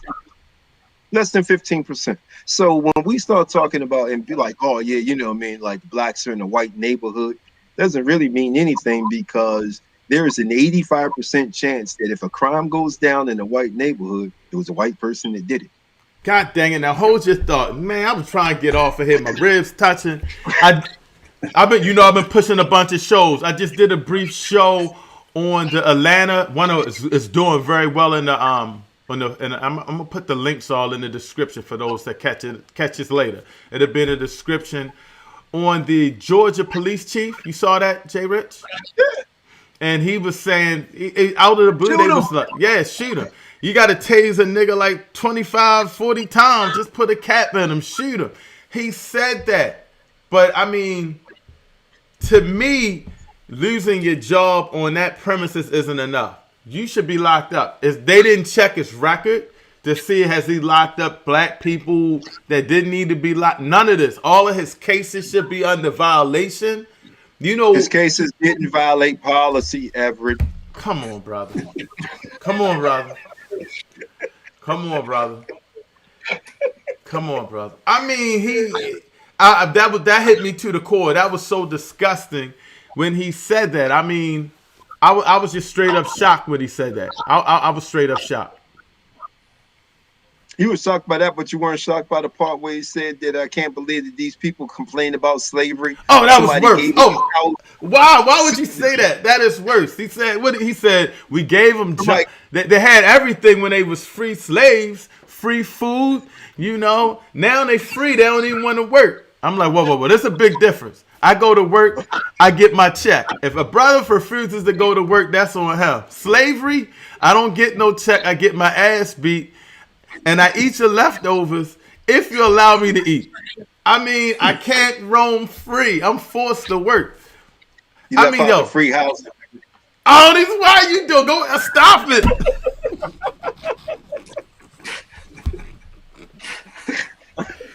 This dude, all his cases should be. They need to go through the records on this dude. We're asking him to resign. That's not enough. And it was 2 cops. That's crazy, man.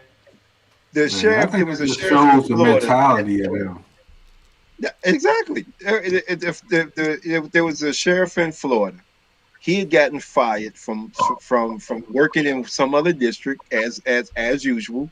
He went to this one. He rose up in the ranks. They end up making this dude like the chief. This dude was going around anytime like a crime got committed, he would just send everybody out. This dude had a 100. He cleared all of his cases, 100%. for like a number of years until he got investigated by like the FBI, and he found out this dude just telling the police force, just go out and arrest some random black guy, and we're just gonna say he did it. So if somebody's house got broke into, and you happen to be in that neighborhood at that time, you were getting locked up for it. He only got like 3 to 5 years. And I'm thinking, like, how many years did these people get, man, for breaking an entry? How many years did these people get for all these crimes that you pinned up against them? And you pretty much get a slap on the wrist. And then when you get out, somebody's going to hire you as a security guard.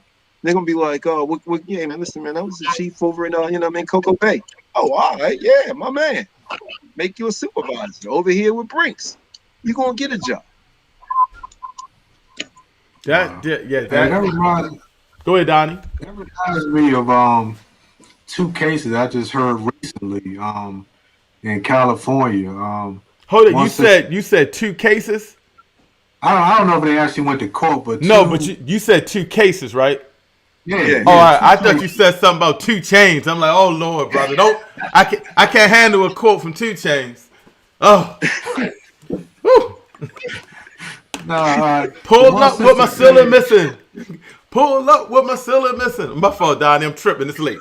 Go ahead, brother. Go ahead. The one sister say her and her husband and family was in a parking lot. This somewhere in California, I think LA area, and I guess they enjoying the day. I don't know what's going on. A police officer comes up to her husband while they minding their business in the park and says, "You fit the description of somebody that just robbed. That was in a robbery."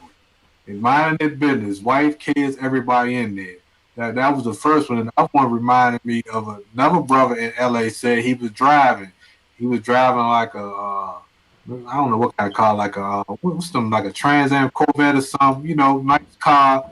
And he riding, the police riding up on his bumper. They harassed him. So, he scoot up, they run up on his bumper. So of course they pull him over. So they pull him over, give him a ticket, tell him you was speeding. He was like, "You speeding? I'm trying to stop you from running in the back of my car." So he go to court, and what they tell him was him trying to fight the ticket. For him to be able to even get a court date to fight the ticket, he has to pay the whole fine up front before he can even get a court date to even fight this something that the police did to him. So that's what I'm saying. The system is rigged, and it just says how they got too many loopholes to do what they want to do to you. Mm-hmm. So that's that they done bother people just minding their business, or they created those situations, which was probably, like your man said, they might have a quota coming up. So you the random dude, so we gonna throw it on you. It's crazy, man. Can you imagine that though? A quota to lock black people up, to go into a community and it's crazy. It's crazy. That's how they operate every day.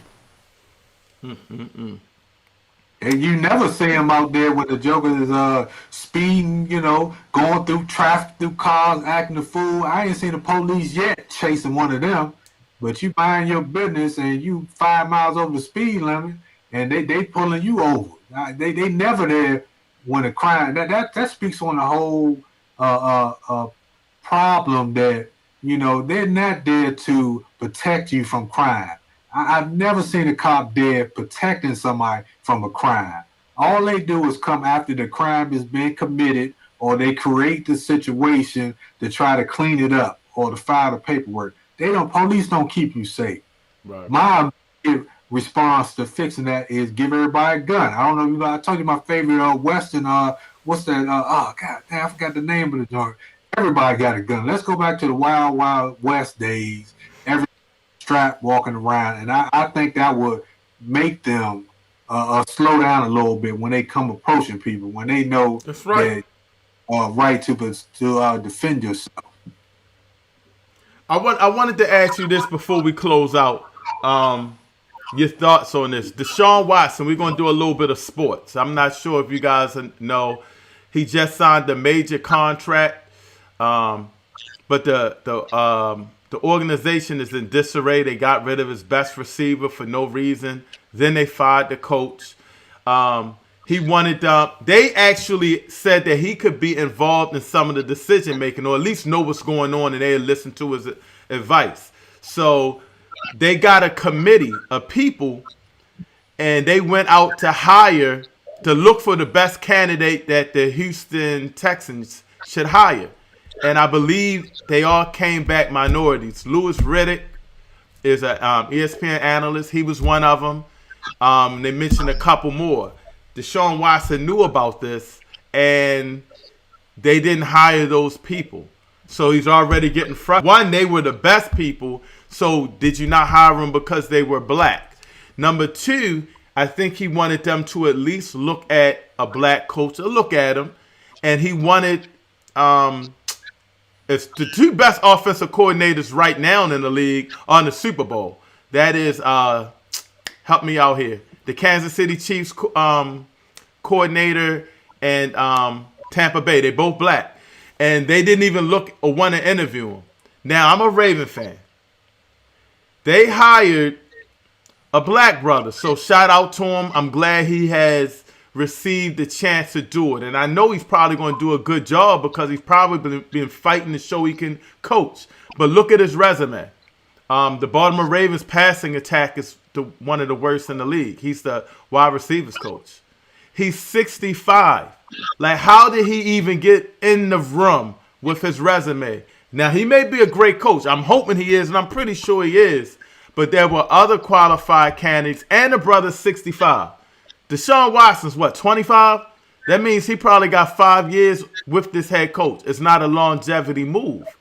Brett Favre and Dick Vermeil, two guys that, I would say I don't know if they're racist or not. From how they deal with black players, Brett Favre especially, I don't know anybody that said he was a racist. They seem to like him. But we all have our own political views. They both came at Deshaun Watson pretty much saying that, sometimes you get paid this money, you should just do your job. But I also remember when Brett Favre was playing in the league and he threatened to retire 4 or 5 times. I also remember him saying he thinks Aaron Rodgers won't be in Green Bay long.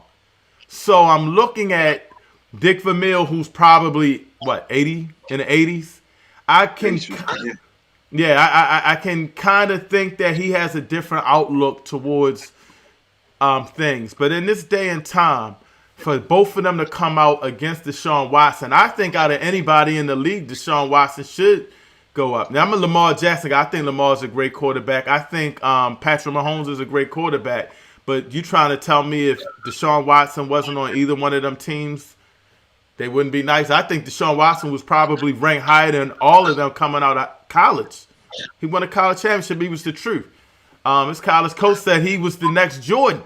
So for them to mess up his career with that terrible management that they're doing, and for him to say, look, I don't want to be here. You're wasting my career. And for them to say he should shut up. It's kind of like saying just shut up and dribble. Donnie, what are your thoughts on that first? I'm going to let you go. Do you think that was racism or ignorance? How about both? Yeah, I don't really have a opinion on it. I gave up on professional sports a while ago. I think it all. I mean, it's modern day slavery. They put you on the slave block and call that draft. Hold on, brother. Hold on. You gave up on sports. The Washington that bad, brother. The Washington football team did you that bad. Hey, they so bad they didn't even get a team a name. That's how much he didn't feel enough about the city to give it a name. Oh, go ahead, brother. I'm sorry. I had to throw that jab at Jay Rich. Listen, I might come back when he get a team a name. Until then, I can't support this dude. He's just too ignorant for me. But yeah, I just think look at that. That don't even have a name on it. Yeah. No emblem or nothing. Racism. But no, go ahead, Donnie. My bad. Go ahead. But you were saying you think it's both.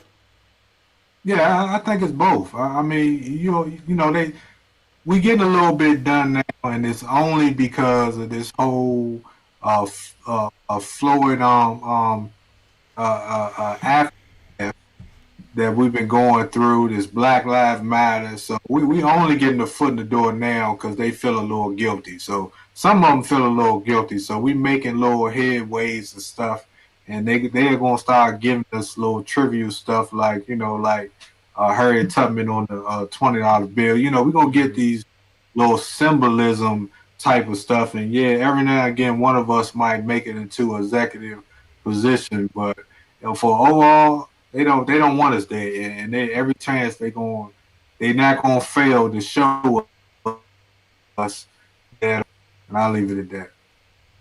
What are your thoughts on that, brother J. Rich? I think that Deshaun Watson needs to come to Washington or Pittsburgh. Period. That's what I think. I think it's time for him to leave. His time there, I mean, it's been great. It's been fun. Had a ball. Now it's time to roll out.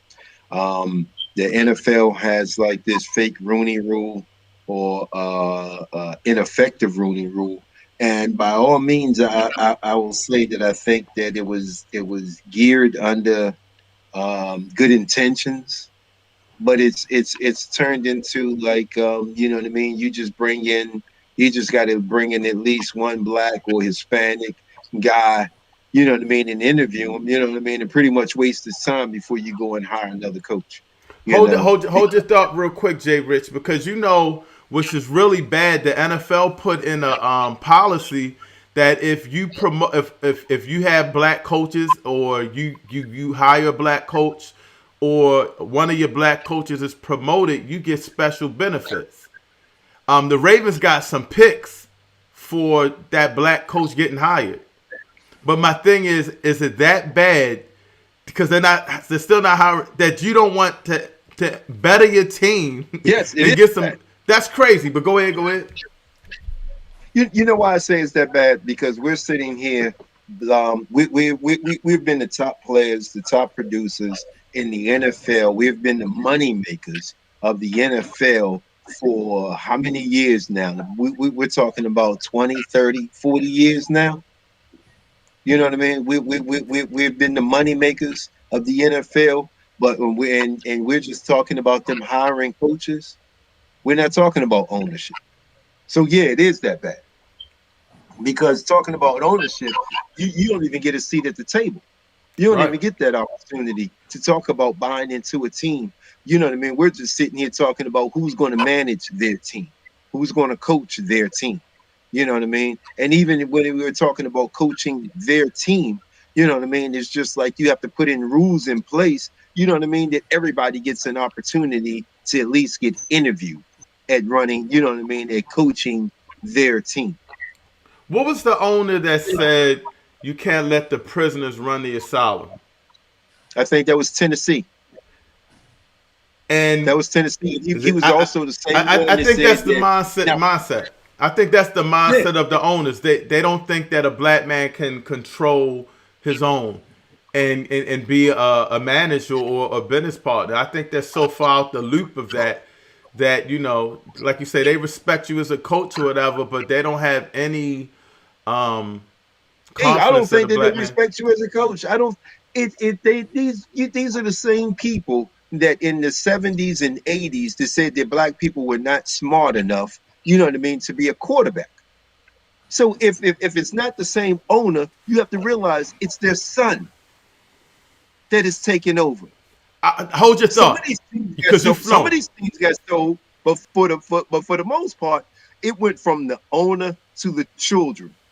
And the children seen the way that he ran the team, and they may want to go this direction or go that direction, but they still have it instilled in their minds that we are not smart enough.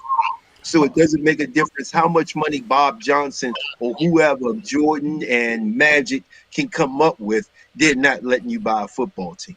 You know what I mean? They're not letting you at the table. They're not even considering. You said something. You said something I want you to touch on. Both of y'all, Donnie, you can touch on it. You said something that we were not smart enough to be a quarterback. Now you look around, is there a narrative about this? What is the highest paid position in football is the quarterback, correct? Yep.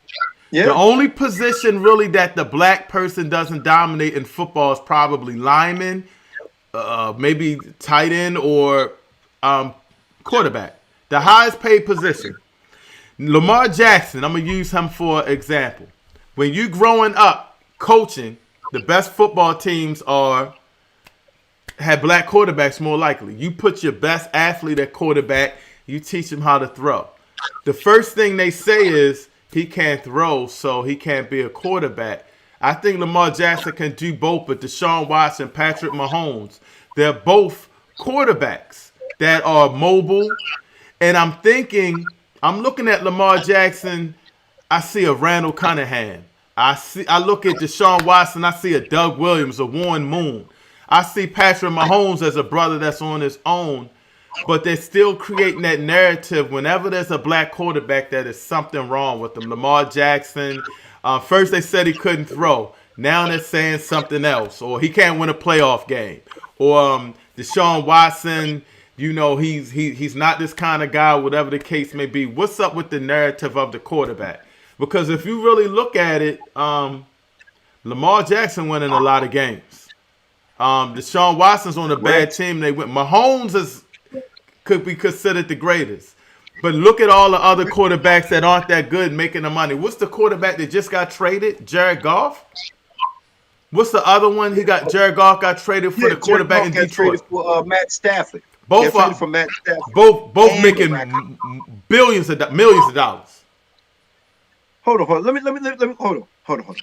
Rex Grossman. Oh Lord. The worst quarterback in probably an NFL. I can't think of a worse quarterback than him other than and McDonald. You know what I mean? Cost us a Super Bowl. But Rex Grossman. Hold on. You ever heard of Kyle Bowler? He's the worst quarterback ever. It's Kyle Bowler. No. Rex Grossman have multiple games of 5 or 6 interceptions and then get in front of the camera and be like, you knew what I was going to do. This is what I do. And still, even after when he left, didn't he leave Denver to go to Chicago? Shanahan got rid of him in Denver. He went to Chicago. He was horrible in Chicago. Colin Kaepernick, the media picked up on Colin Kaepernick. Miami Tua went down with an injury, and they had their choice. They could have went and got Kaepernick, and they was just like, "Nah, I'm gonna bring in the guy that averages more interceptions than touchdowns every season," and he got a job. It's crazy. The Redskins brought him in. He got a job. This dude went to I don't know how many teams, and he was not a winning quarterback on any of them that I can remember. Do you ever remember Rex Grossman being a winner? Not even in college, my man. Not even in college. I think he was. He went to Michigan, didn't he? That's even worse. That right there lets you know he was a loser from the very start. I'm trying to help you out, Rex. I'm trying to help you out with. It's hard to fight for you.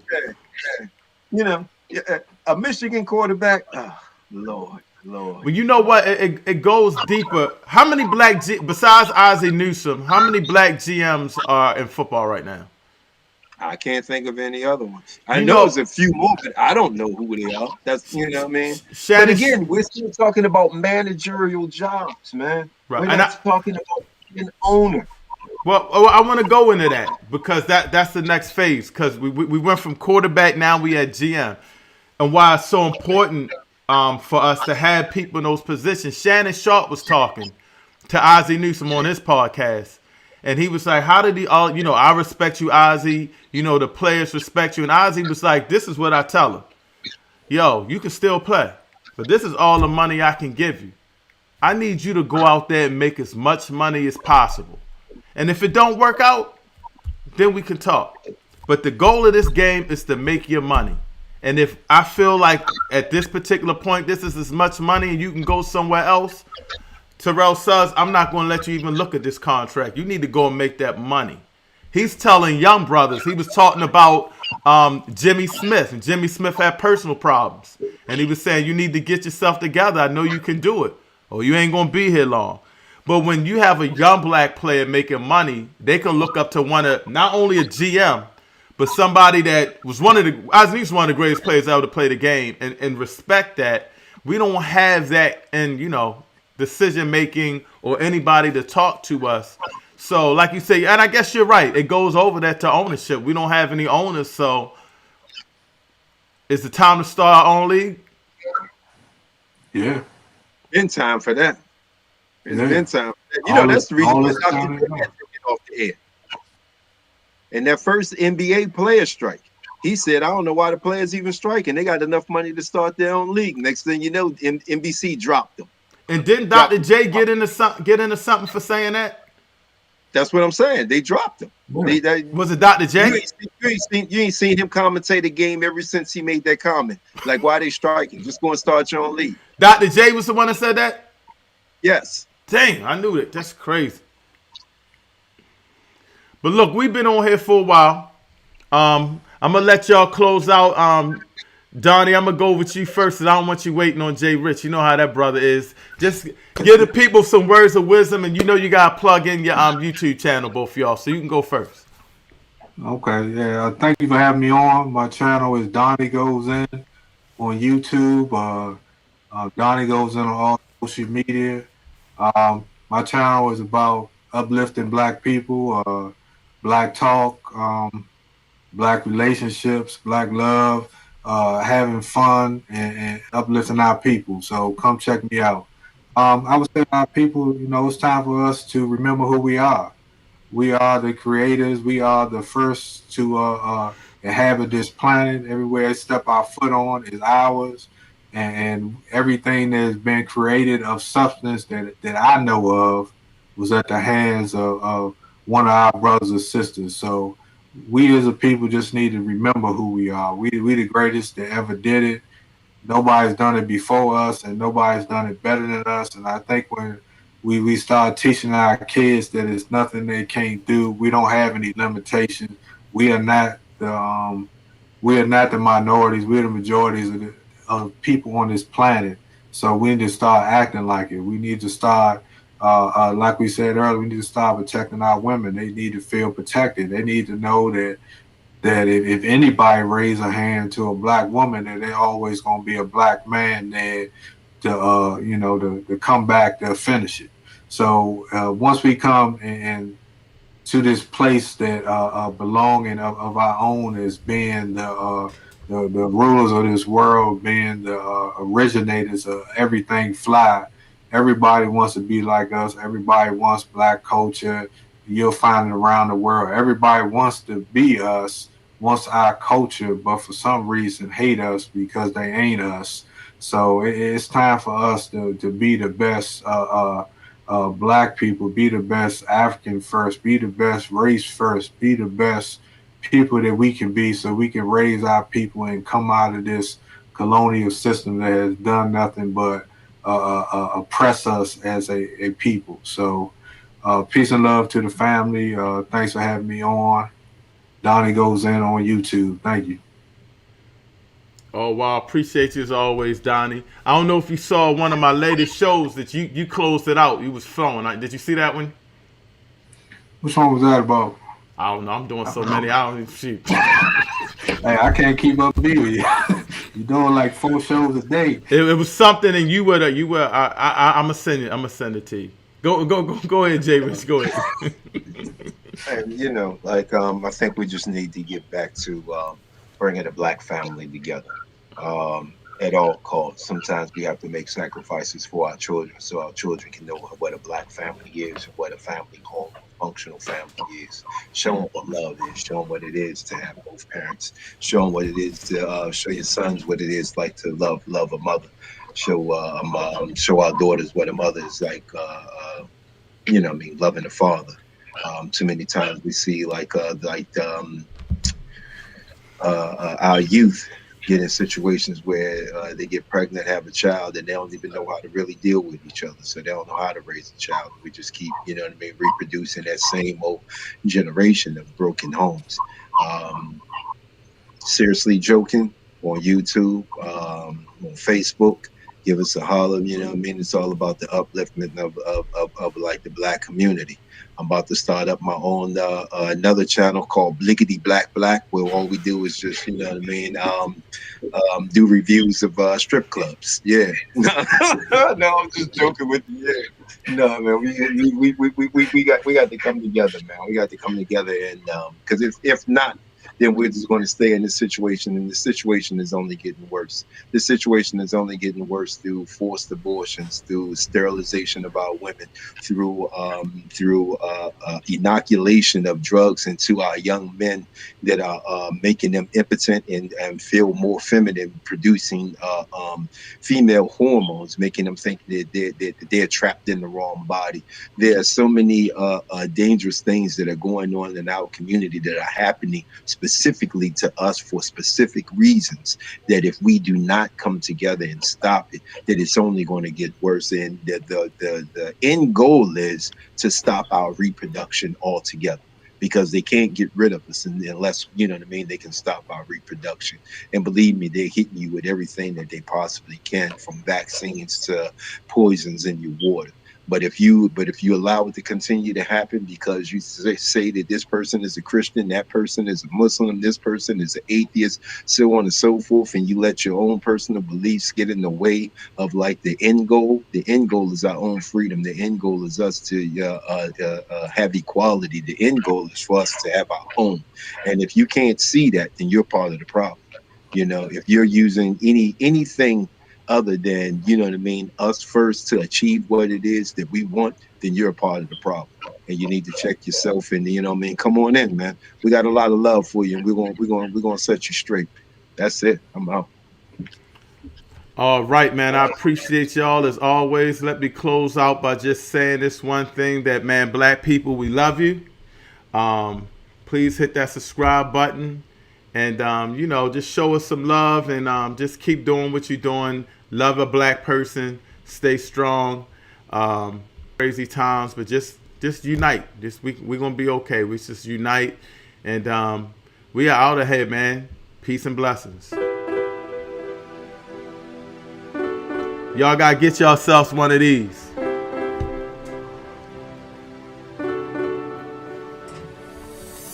Real truth and power, health, wealth, knowledge of self, uplifting the community. Hold on. Let me hit him with this, J. Rich.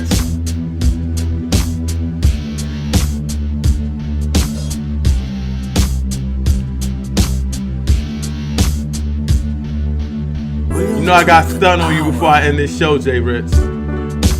Health. The logo.